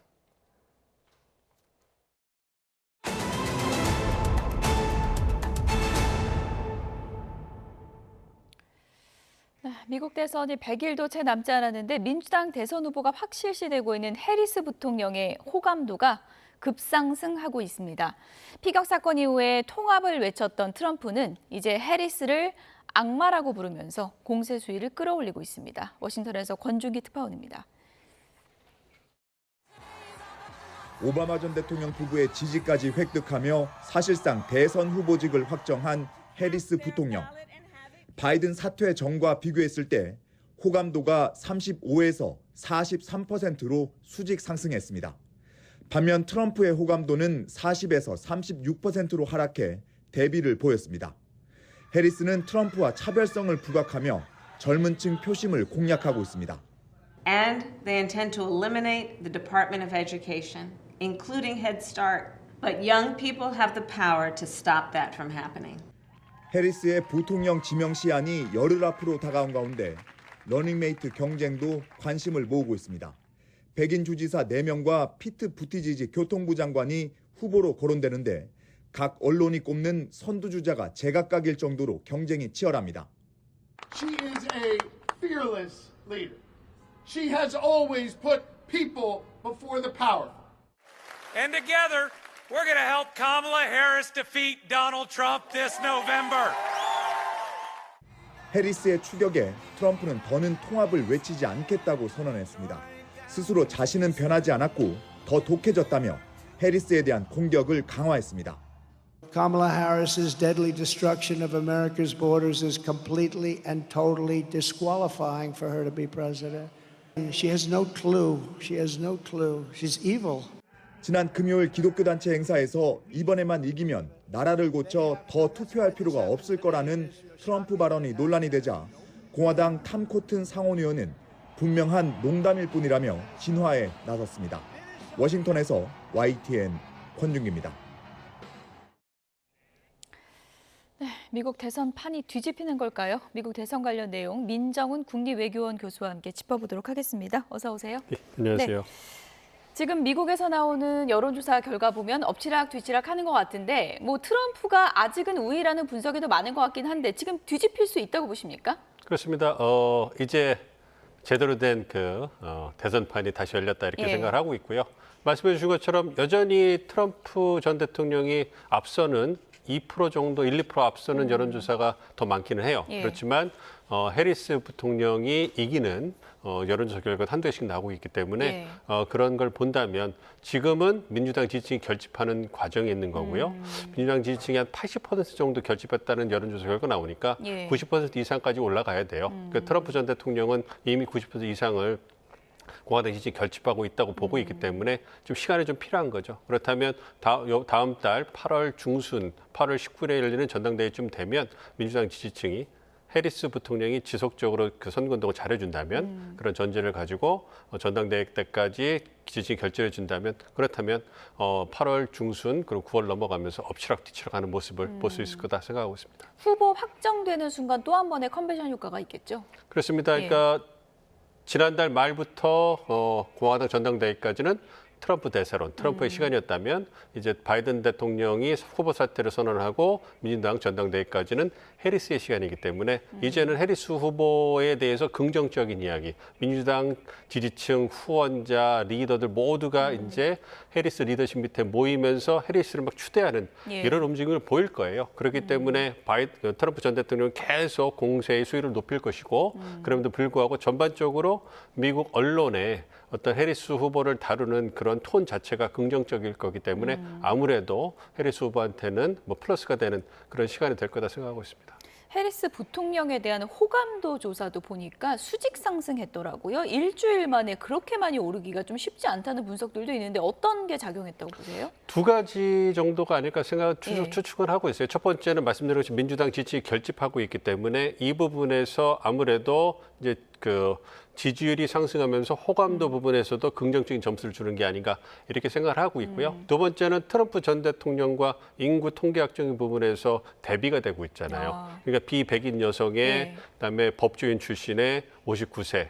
반면에 트럼프 전 대통령은 이제 그 백인 남성의 78살에 이제 형사 사건으로 기소된 피고인 이러한 그 분위기가 대조가 되기 때문에 아무래도 두 후보를 놓고 봤을 때 과거에 바이든과 트럼프를 놓고 봤을 때는 그냥 도끼 객기 뭐 이 정도의 느낌이었다면 이제는 확실히 대비되는 부분이 있으니까 그런 부분에서 해리스 후보에게 보다 긍정적인 평가가 가는 거고 그에 대비되면서 트럼프 전 대통령에 대한 그 화면에 나온 것처럼 그 호감도가 하락하는 이런 모습이 보인 게 아닌가 생각하고 있습니다.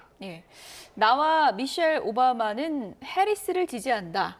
오바마 전 대통령의 지지가 마지막 퍼즐을 완성했다라는 분석이 나오고 있는데요. 민주당 지지층 내에서는 오바마 전 대통령의 지지 표명이 굉장히 큰 효과를 거둘 수 있는 건가요? 아무래도 이번에 주목을 많이 받았기 때문이 아닌가 생각을 하고 있어요. 그러니까 바이든 대통령의 사퇴에 낸시 펠로시 전 하원의장과 더불어서 버락 오바마 대통령의 설득이 굉장히 유효했다.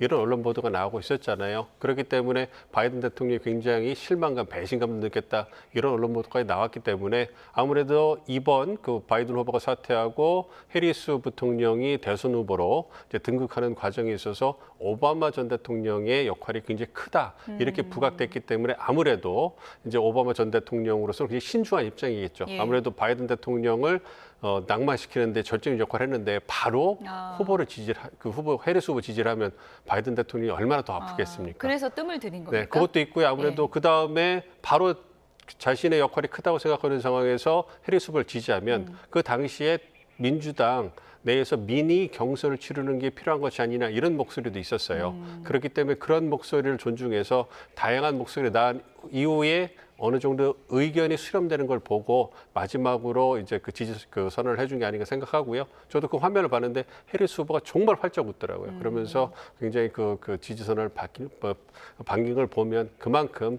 이번 그 과정에서 오바마 전 대통령 영향력은 상당했다 이렇게 말씀드릴 수 있겠습니다. 예. 앞서도 짚어주신 것처럼 지금 구도가 보수 백인 남성 대 진보 유색인종 여성의 대결이 이제 됐잖아요. 미국의 유권자 구성을 분포를 봤을 때 이 구도가 누구한테 좀 유리할 것 같으세요?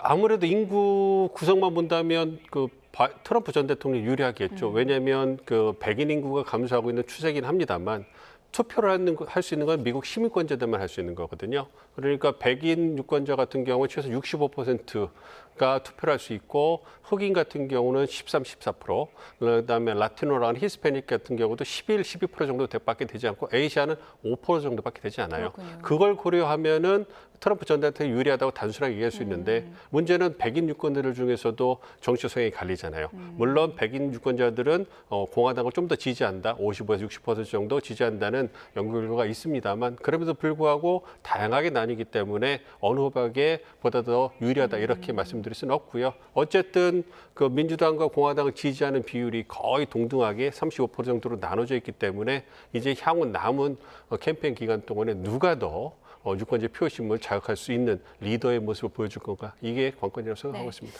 해리스 상승세가 아무래도 트럼프 전 대통령이 보기에도 심상치가 않았던 것 같습니다. 해리스 부통령에 대한 공세를 강화하고 있는데요. 어떤 얘기를 했는지 들어보시죠. Kamala Harris's deadly destruction of America's borders is completely and totally disqualifying for her to be president. She has no clue. She has no clue. She's evil. Been the ultra-liberal driving force behind every single Biden catastrophe. She is a radical left lunatic who will destroy our country. 네, 악마, 미치광이 이런 단어까지 나왔습니다. 피격 사건 이후에 트럼프 달라졌다 그랬었는데 지금 들어보면 안 달라진 것 같은데요. 유세 시즌이 다시 돌아온 거죠. 그리고 이제 트럼프 전 대통령이 아무래도 대세론이었기 때문에 바이든 대통령에 대해서 굉장히 편안하게 통합 이런 모습을 보여주는데 해리스 부통령이 확 지지율이 상승하면서 자신의 어떤 강력한 경쟁자로 떠오르으니까 견제를 해야 되겠죠. 그리고 개인적으로 이렇게 관심을 받기 좋아하시는 분이 있는데 모든 관심이 해리스한테 가 있잖아요. 그러니까 굉장히 불편하셨을 겁니다. 그래서 공격을 하고 있는데 두 가지 측면을 보시면 될 것 같아요.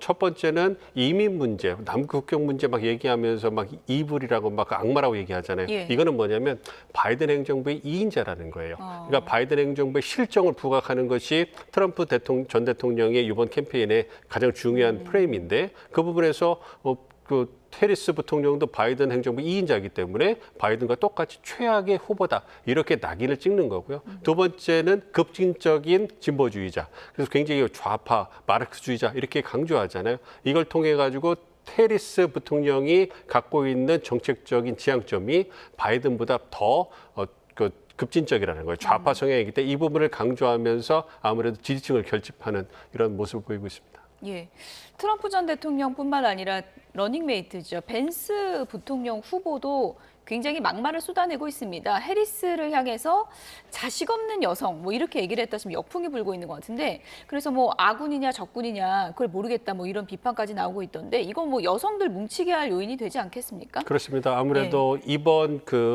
대선의 주요 이슈가 경제와 더불어서 남북 국경 문제 이 부분인데 이와 더불어서 이제 낙태권이라든지 여성의 생식권이라고 해가지고 자신의 몸을 통제할 권리 이 부분도 굉장히 주목을 받고 있고 이 부분 2020년 중간선거부터 많이 부각된 그런 이슈입니다. 그래서 그런 부분에서 여성 유권자들이 많은 관심을 갖고 있는데 이 J.D. 벤스 부통령 후보가 이번에 실언을 한 게 아니고요. 2021년이라고 그러더라고요. 몇 년 전에 폭스 뉴스에 출연해가지고 아이 없는 고양이 여성들 그러니까 뭐 차일드리스 캣 레이디스 해가지고 이분들은 자녀가 없기 때문에 국가의 미래라든지 어떤 이런 부분에 직접 이해관계가 없다 이런 심한 발언을 하셨는데 이게 다시 이제 재조명을 받는 거죠. 그래서 이제 J.D. 벤스를 선택한 것은 젊고 참신하고 뭔가 경합적으로 공략하기 위한 트럼프 전 대통령의 히든 카드였는데 이 정치적으로 미흡한 정치 신인을 뽑아가지고 캠페인에 부정적인 영향을 미치는 거 아니냐 이러한 공화당 내에서 비판의 목소리가 벌써 나오고 있다고 합니다. 그렇기 때문에 이 벤스 부통령 후보가 남은 대선 캠페인 기간 동안에 어떻게 어떤 좀 진중하고 또 중도적인 성향을 보여줄까 이런 부분이 관심을 받을 거라고 생각합니다. 트럼프 전 대통령이 워낙 불같은 성격이 있다 보니까 그냥 바꿔버릴 거다 뭐 이런 전망도 있던데요. 그럴 가능성은 없다고 보세요? 가능성을 완전히 배제할 수 없습니다만 그렇게 될 경우에 가져올 혼란이 굉장히 크겠죠.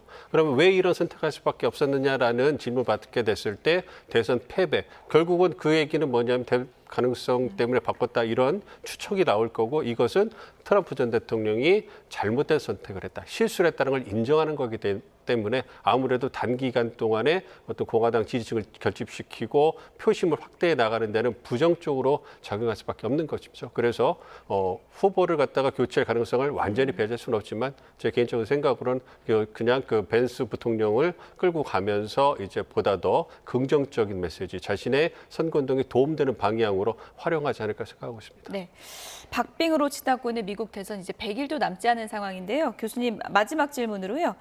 이제 마지막 남은 변수들이 뭐가 있는가? 아무래도 지금 다음 TV 토론을 최대 변수로 꼽는 시각이 많던데요. 어떤 점에서 그럴까요? 9월에 TV 토론 있잖아요. 예. 이거는 해리스에게 굉장히 중요한 검증의 시간이 될 겁니다. 그러니까 해리스 부통령이 바이든 대통령의 사퇴 그리고 바이든 대통령의 지지를 통해 가지고 민주당 대선 후보가 됐지만 자신의 정치적 역량을 검증하는 그런 무대가 하나도 없었어요.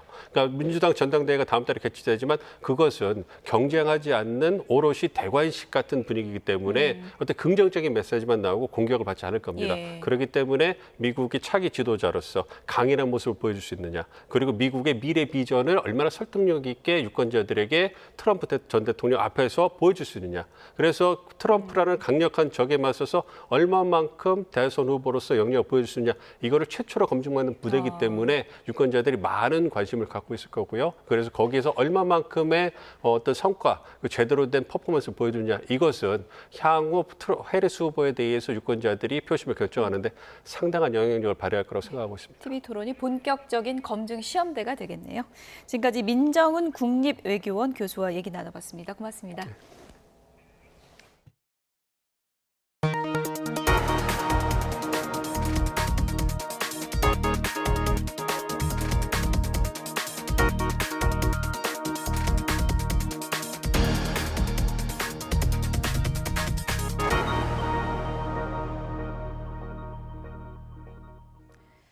북한이 압록강 주변에 내린 기록적인 폭우로 주민 수천 명이 고립되는 등 큰 피해가 발생한 것으로 전해졌습니다. 김정은 국무위원장이 구조 현장을 직접 지휘하며 홍수 예방에 실패한 간부들을 강하게 질책하기도 했습니다. 이종원 기자입니다. 시뻘건 흙탕물 위로 드문드문 보이는 지붕들. 압록강 주변 평안북도 신의주와 의주 지역 수해 현장입니다. 김정은 국무위원장이 타고 이동하는 검은색 SUV 역시 바퀴까지 물에 잠긴 모습입니다. 북한 관영 매체는 기록적인 폭우로 압록강 수위가 위험 계선을 넘기면서 섬 지역 주민 5천여 명이 고립됐다고 보도했습니다. 김정은 위원장의 지시로 군 헬기가 투입돼 구조가 진행됐고 김 위원장이 직접 현장을 지휘하는 모습도 공개됐습니다. 군 헬기 10여 대가 20여 차례 왕복 비행한 끝에 4,200여 명이 무사히 구조됐다고 북한 매체는 전했습니다. 김 위원장은 국가 비상위기 대책위원회까지 소집하는 등 여러 차례 지시했는데도 홍수 예방에 실패했다며 각급 간부들을 강하게 질책했습니다.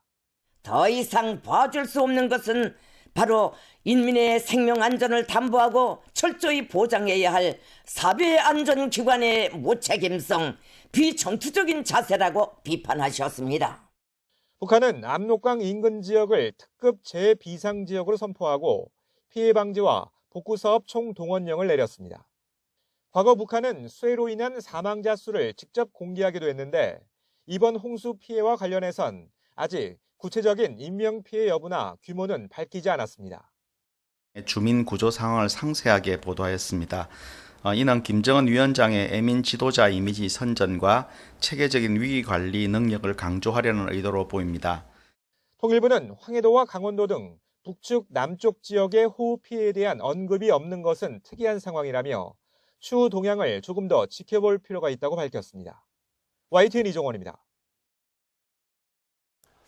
네, 올림픽이 열리고 있는 파리에 최근 많은 비가 내리면서 수질이 나빠진 생강에서의 수영 훈련이 취소됐습니다. 이 생강 수질 문제가 다시 도마 위에 올랐지만 조직위는 경기 전에 수질이 좋아질 거라며 낙관하고 있는 분위기입니다. 김지영 기자입니다. 올림픽 개회식 날 장대비가 쏟아졌던 파리. 다음 날까지 적지 않은 비가 내리면서 처리되지 않은 하수가 유입된 센강의 수질은 더욱 나빠졌습니다. 대장균과 장구균 수치가 허용 기준치를 초과하면서 선수들의 건강과 안전을 우려해 센강에서의 수영 훈련은 취소됐습니다. 기준치를 넘어가는 물에서 수영을 하면 위장염이나 결막염, 외이염, 피부질환 등을 일으킬 수 있기 때문입니다. 센강에선 당장 이번 주 남녀 철인 3종 수영 경기를 앞둔 상황. 하지만 매일 세균 수치를 점검하고 있는 파리시와 올림픽 조직위원회는 낙관적인 입장입니다. 당분간 맑은 날씨가 이어진다는 예보라 수질은 곧 좋아질 거고 경기를 치르는데 문제가 없을 거라는 겁니다. Even when we had rain on a given day, and maybe it caused a slight deterioration of the quality of the Seine, then we saw that in 24 to 48 hours, we were back to the level of quality that we need to be able to swim in the Seine. 앞서 파리시는 올림픽을 계기로 센강에서 수영을 즐길 수 있게 하겠다며 하수처리 시설 현대화 등 정화 사업에 15억 유로, 우리 돈 약 2조 2천억 원이 넘는 돈을 투입했습니다. 또 수질 우려를 불식시키기 위해 파리시장 등이 센강에서 직접 수영하는 등 안간힘을 써왔습니다. 하지만 비만 오면 수질이 나빠지는 센강에서 올림픽 경기를 진행한다는 발상 자체가 무리였다는 비판도 여전합니다. YTN 김지영입니다. 홍명보 대한민국 축구대표팀 감독이 취임 후 처음으로 기자회견을 열고 감독직을 수락한 이유를 밝혔습니다. 개인 욕심이 아닌 한국 축구 발전을 위해 역할을 결심했고 또 기존에 이끌던 울산 HD 그리고 K리그 팬들에겐 깊은 용서를 구한다고 말했습니다. 들어보겠습니다. 한국 축구의 미래를 위해선 A대표팀이 선두에서 중요한 역할을 맡아야 합니다. 그리고 이러한 A대표팀의 발전은 K리그 및 유소년 시스템의 발전과 긍정적인 상호작용을 이루어낼 것입니다. 그 부분을 이해했기 때문에 큰 책임감이 생겼고 개인적인 욕심이 아닌 한국 축구 발전을 위해 제가 할 수 있는 역할을 다해보자는 결심을 하게 되었습니다. 이러한 점들이 제가 10년 만에 대표팀 감독으로 다시 도전하게 된 가장 중요한 내적 동기였습니다. 울산 HD 그리고 K리그 팬 여러분께 깊은 용서를 구하며 어떤 질책과 비난이든 받아들이고 겸허히 수용하겠습니다. 실망하신 팬들에게 용서받는 방법은 제가 제 자리에서 대한민국 축구 대표팀 성장과 발전을 이끄는 길뿐이라고 생각합니다.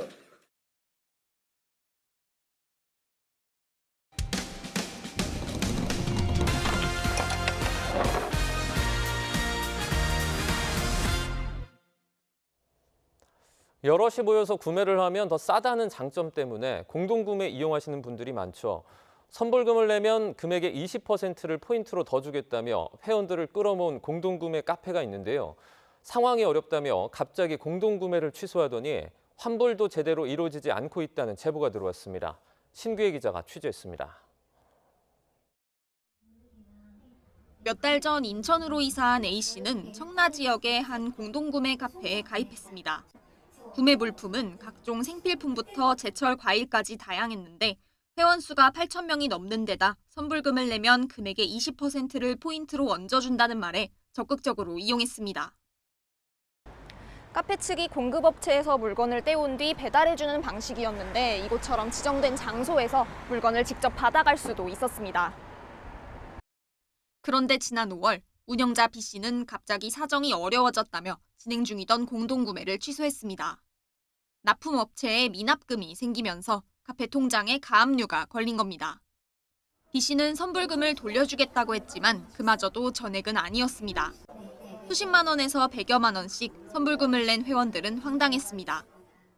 100만 원 좀 넘게 선불금을 넣었고요. 우리가 물건을 구매하라고 미리 돈을 납부를 하는 건데 자기 맘대로 다 못 주겠다라고 했을. 지난달 1차 환불 공지를 올린 B씨는 이번 달 중순 2차 환불 공지를 올렸는데 역시 일부 금액만 돌려줄 수 있다는 입장이었습니다.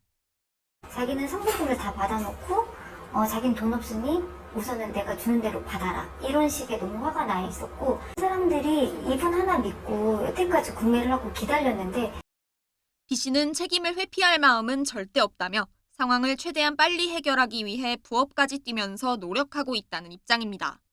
현금까지 책임지고 책임 못 지면 제가 사기를 친 거죠, 고객들한테. 전체 금액은 못 해드릴 거고 아마 50%에서 60%는 제가 이 환불이 다 끝난 다음에 그 부분은 리스트와 공지사항 올려드리겠습니다.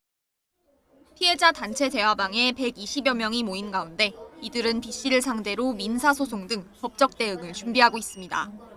YTN 신기혜입니다. 마산 중부경찰서는 자전거를 상습적으로 훔친 혐의로 40대 남성 A씨를 구속 상태로 검찰에 넘겼습니다. A씨는 지난 2월부터 최근까지 경남 창원시 일대에서 25차례에 걸쳐 자전거 25대 모두 4,100만 원어치를 훔친 혐의를 받습니다. A씨는 절단기로 잠금 장치를 잘라 자전거를 가져간 것으로 조사됐고 훔친 자전거를 팔아 생활비에 썼다고 진술했습니다. 대구경찰청은 홀덤펍 등 편법 도박장을 집중적으로 단속해 운영자 8명과 환전책, 참가자 등 모두 106명을 검거했습니다. 검거된 운영자들은 도박 참가자들에게 현금을 칩으로 바꿔주면서 10%의 수수료를 받고 게임이 끝날 때마다 이긴 사람에게 다시 수수료 10%를 받았는데 총 도박 규모만 43억 원에 달했습니다. 또 지인을 통해서만 참가자를 모집하고 도박 장소도 수시로 바꾸면서 수사기관의 추적을 피해온 것으로 드러났습니다. 출근길 고속도로에서 굴러온 쇳덩이를 밟아 차가 망가지는 아찔한 사고가 났습니다. 그런데 보상받는 건 쉽지 않아서 결국 피해자가 자기 돈으로 차를 수리해야 하는 상황입니다. 무슨 이유인지 양동훈 기자가 보도합니다. 고속도로에서 차선을 바꾸던 차량이 땅에 떨어진 쇳덩이를 밟고 지나가고 뒤에 달리던 차량도 굴러온 쇳덩이를 밟아 덜컹거립니다. 좀 쾅 하고 소리도 크게 나고 제 차 안에 있는 텀블러 1리터짜리 텀블러가 튕겨나갈 정도로 차가 크게 심하게 튕기면서 많이 흔들렸고요. 그때 정말 많이 무서웠어요. 많이 무서웠고. 사고 충격으로 타이어가 터지고 휠도 깨졌습니다. 도로관리 주체인 도로공사로부터 보상받을 수 있을 거라고 생각했지만 그렇지 않았습니다. 보상을 받을 수 있을 거라 생각을 하고 물어봤더니 이제 제3의 낙하물에 의한 사고 같은 경우에는 도로공사 측에는 책임이 없다라고 이렇게 설명을 해주시더라고요. 보상을 받으려면 물건을 떨어뜨린 차량을 찾아 청구해야 하는 상황. 신고를 받은 경찰이 가해 차량을 찾고 있지만 물건이 떨어지는 장면이 CCTV에 잡히지 않아 어려움을 겪고 있습니다. 그런데 이런 사고는 이번만이 아닙니다. 고속도로 낙하물 사고는 2019년부터 5년 동안 연평균 50여 건에 달합니다. 차량 파손을 넘어 인명피해로 이어지기도 합니다. 하지만 가해 차량을 찾는 경우는 드문데 지난해 고속도로에 떨어진 철제 구조물을 들이받았던 택시기사도 결국 자차 보험으로 차를 수리하고 보험료 할증까지 됐습니다. 1,800만 원 나왔어요. 차 경적이. 사고로 인해 가지고 보험료가 할증돼 갖고 1,040만 원 나왔더라고. 그러고 주고 어떻게 영업용 해요. 그래서 차를 팔았지. 이렇게 피해자가 모든 책임을 뒤집어 쓰는 상황을 개선해야 한다는 지적이 나옵니다. 도로관리청에서 1차적인 책임을 지고 이 부분에 대해서 도로관리청이 원인 규명자를 찾아가지고 구상하는 식으로 손해배상이 이루어진다면 억울함이 조금이라도 좀 줄어들 수 있습니다. 또 도로공사에 직접 적재불량 차량을 단속할 수 있는 권한을 주는 등 도로 위 낙하물을 줄일 수 있는 대책이 필요하다는 목소리도 나옵니다. YTN 양동훈입니다. 국가정보원의 산하기관 특혜 채용 의혹을 수사하는 검찰이 서운전 국가정보원장을 불러 조사한 사실이 뒤늦게 알려졌습니다. 서울중앙지방검찰청은 지난달 서 전 원장을 업무방해와 국가정보원법상 직권남용 혐의 등을 받는 피의자 신분으로 불러 조사했습니다. 서 전 원장은 지난 2017년 8월 문재인 전 대통령 대선 캠프 출신인 조모 씨가 채용 기준에 미치지 못하는데도 국정원 산하기관인 국가안보전략연구원 연구기획실장으로 채용되는데 관여한 의혹 등을 받습니다. 이른바 사이버 레커들에 대해서 검찰총장이 범죄 수익을 박탈하는 등 엄정 대응을 당부했습니다. 이원석 검찰총장은 오늘 김유철 수원지방검찰청장에게 유튜버 구제역 등 수사 상황을 보고받고 이같이 지시했습니다. 이 총장은 또 극심한 명예훼손과 모욕을 가하는 사이버 레커의 협박과 공갈 범행에 엄정 대응하라고 당부했습니다.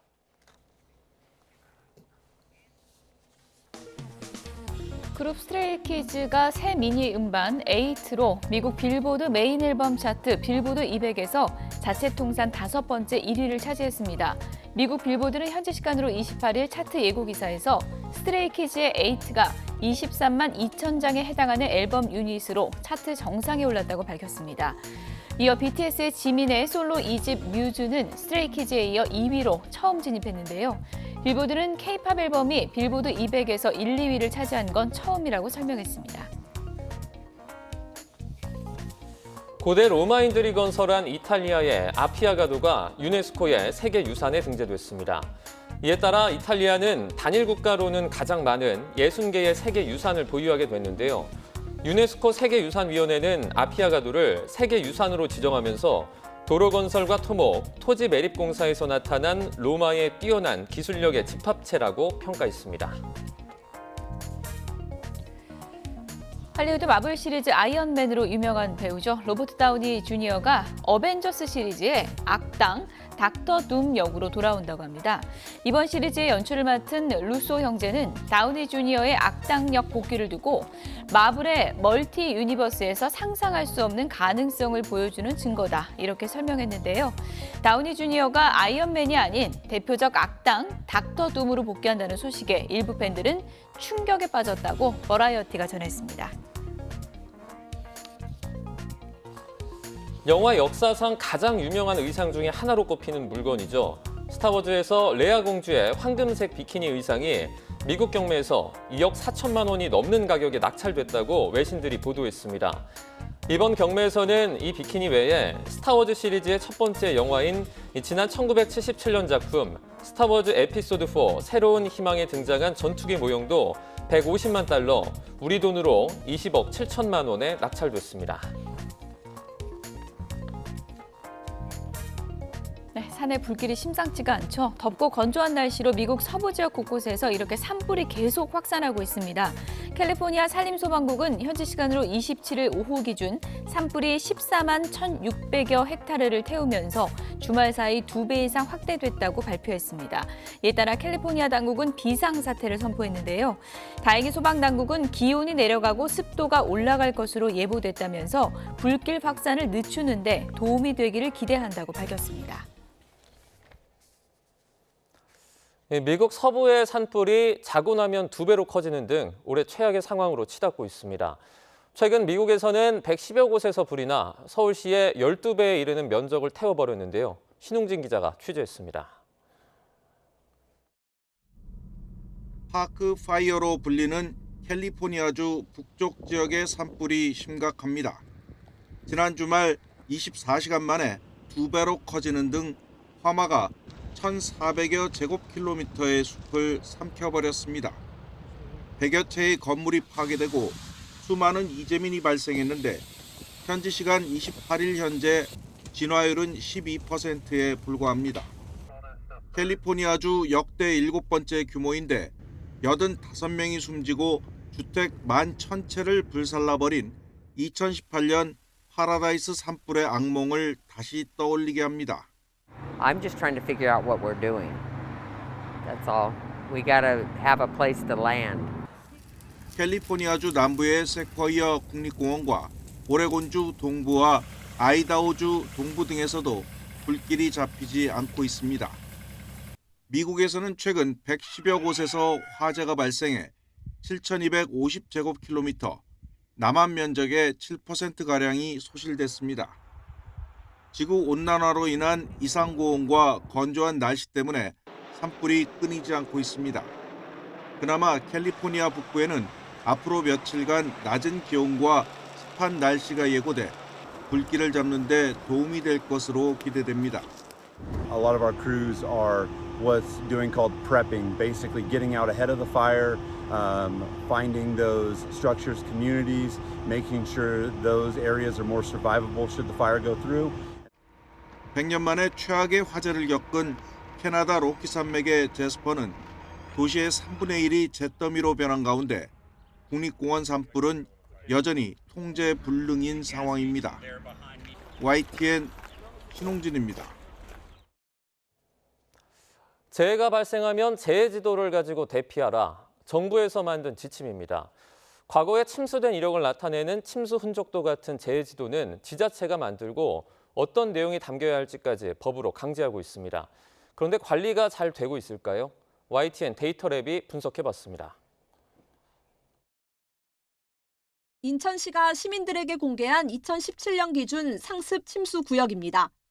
계양구 작전우체국 인근 55만 제곱미터도 여름이면 언론의 단골로 등장하는 침수 구역입니다. 지난달 이후 한 달 사이에 무려 3번이나 이런 피해가 반복됐습니다. 거의 사람 키만큼 물이 찼으니까. 인천시가 파악한 상습 침수 구역은 여의도 면적의 1.3배. 하지만 행정안전부가 관리하는 생활안전지도의 침수 흔적도는 피해 면적이 그보다 훨씬 작고 전혀 다른 곳을 가리키고 있습니다.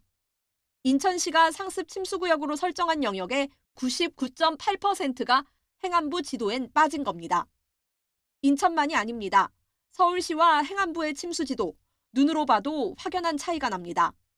서울시 공개 침수 흔적도의 60%가 행안부 지도에는 빠져 있습니다. 행안부는 지자체가 출처 모르는 데이터를 별도로 공개한 게 문제라는 입장입니다. 침수 흔적도 행안부가 공개하고 있는 건 다 맞는데 인천도 그렇고 서울도 그렇고 자기네들이 공개한 데이터들이 지금 틀렸다고 지금 그러거든요. 하지만 행안부 지도로 통일하기엔 빠져있는 상습 침수 구역이 너무 많습니다.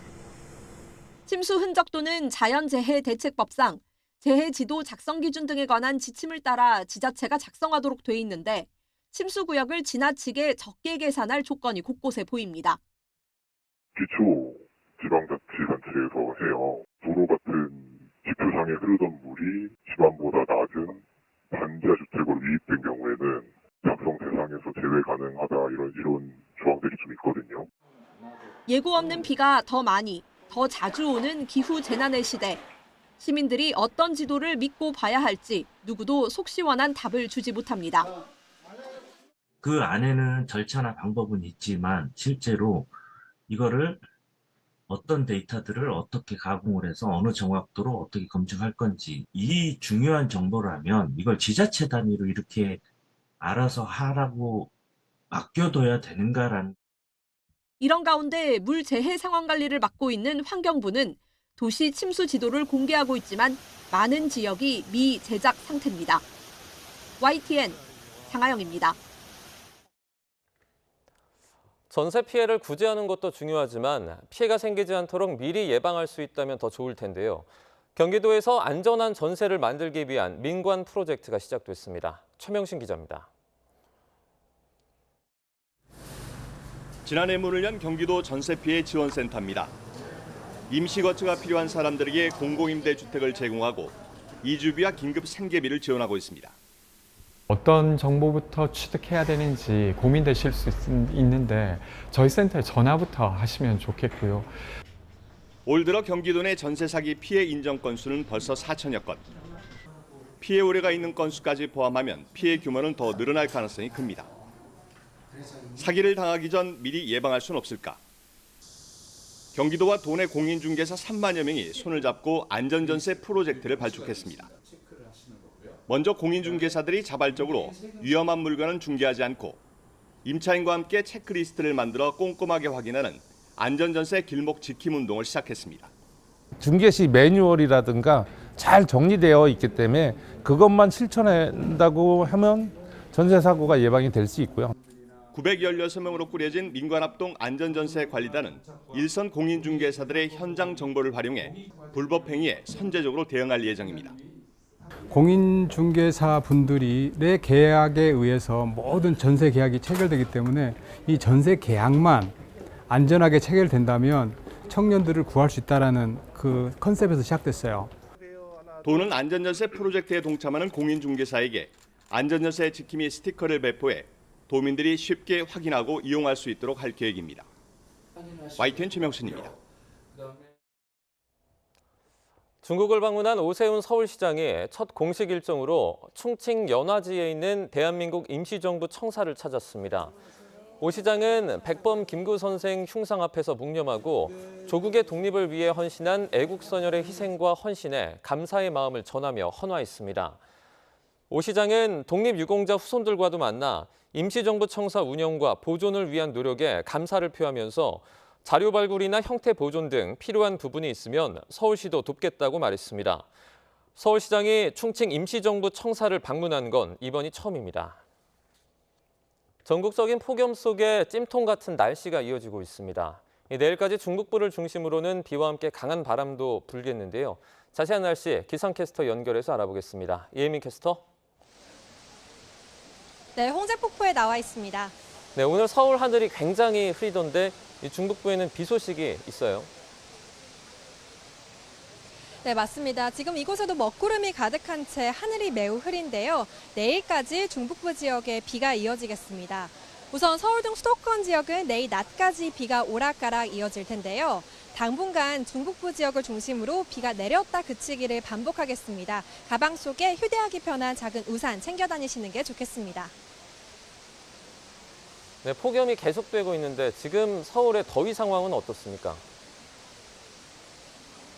네, 현재 서울에는 폭염주의보가 내려져 있습니다. 현재 서울의 기온은 27.8도 정도인데요. 습도가 매우 높은 탓에 체감온도는 30도를 보이고 있습니다. 이렇게 연일 무더운 날씨가 이어지면서 온열 질환이 비상입니다. 올해 5월 하순부터 지난 주말까지 기록된 온열 질환자 수가 925명을 기록했습니다. 여름철 건강관리에 각별히 주의하셔야겠습니다.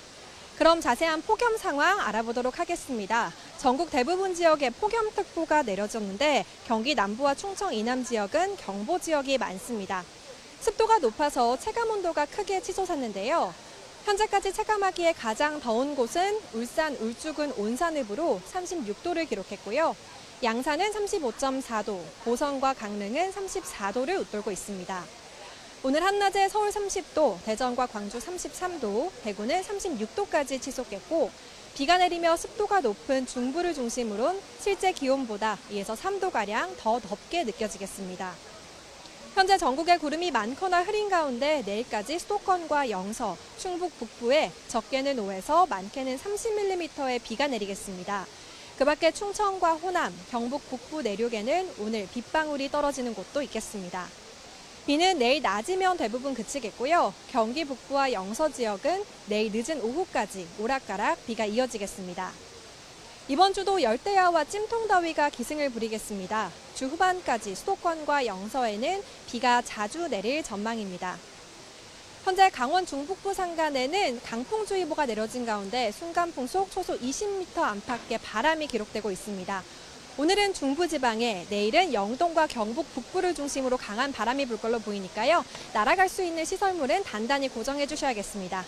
지금까지 홍제폭포에서 YTN 이혜민입니다. 뉴스나우 오늘 순서는 여기서 마치겠습니다. 내일 오전 11시 반 더 생생한 뉴스로 찾아뵙겠습니다. 여러분 고맙습니다.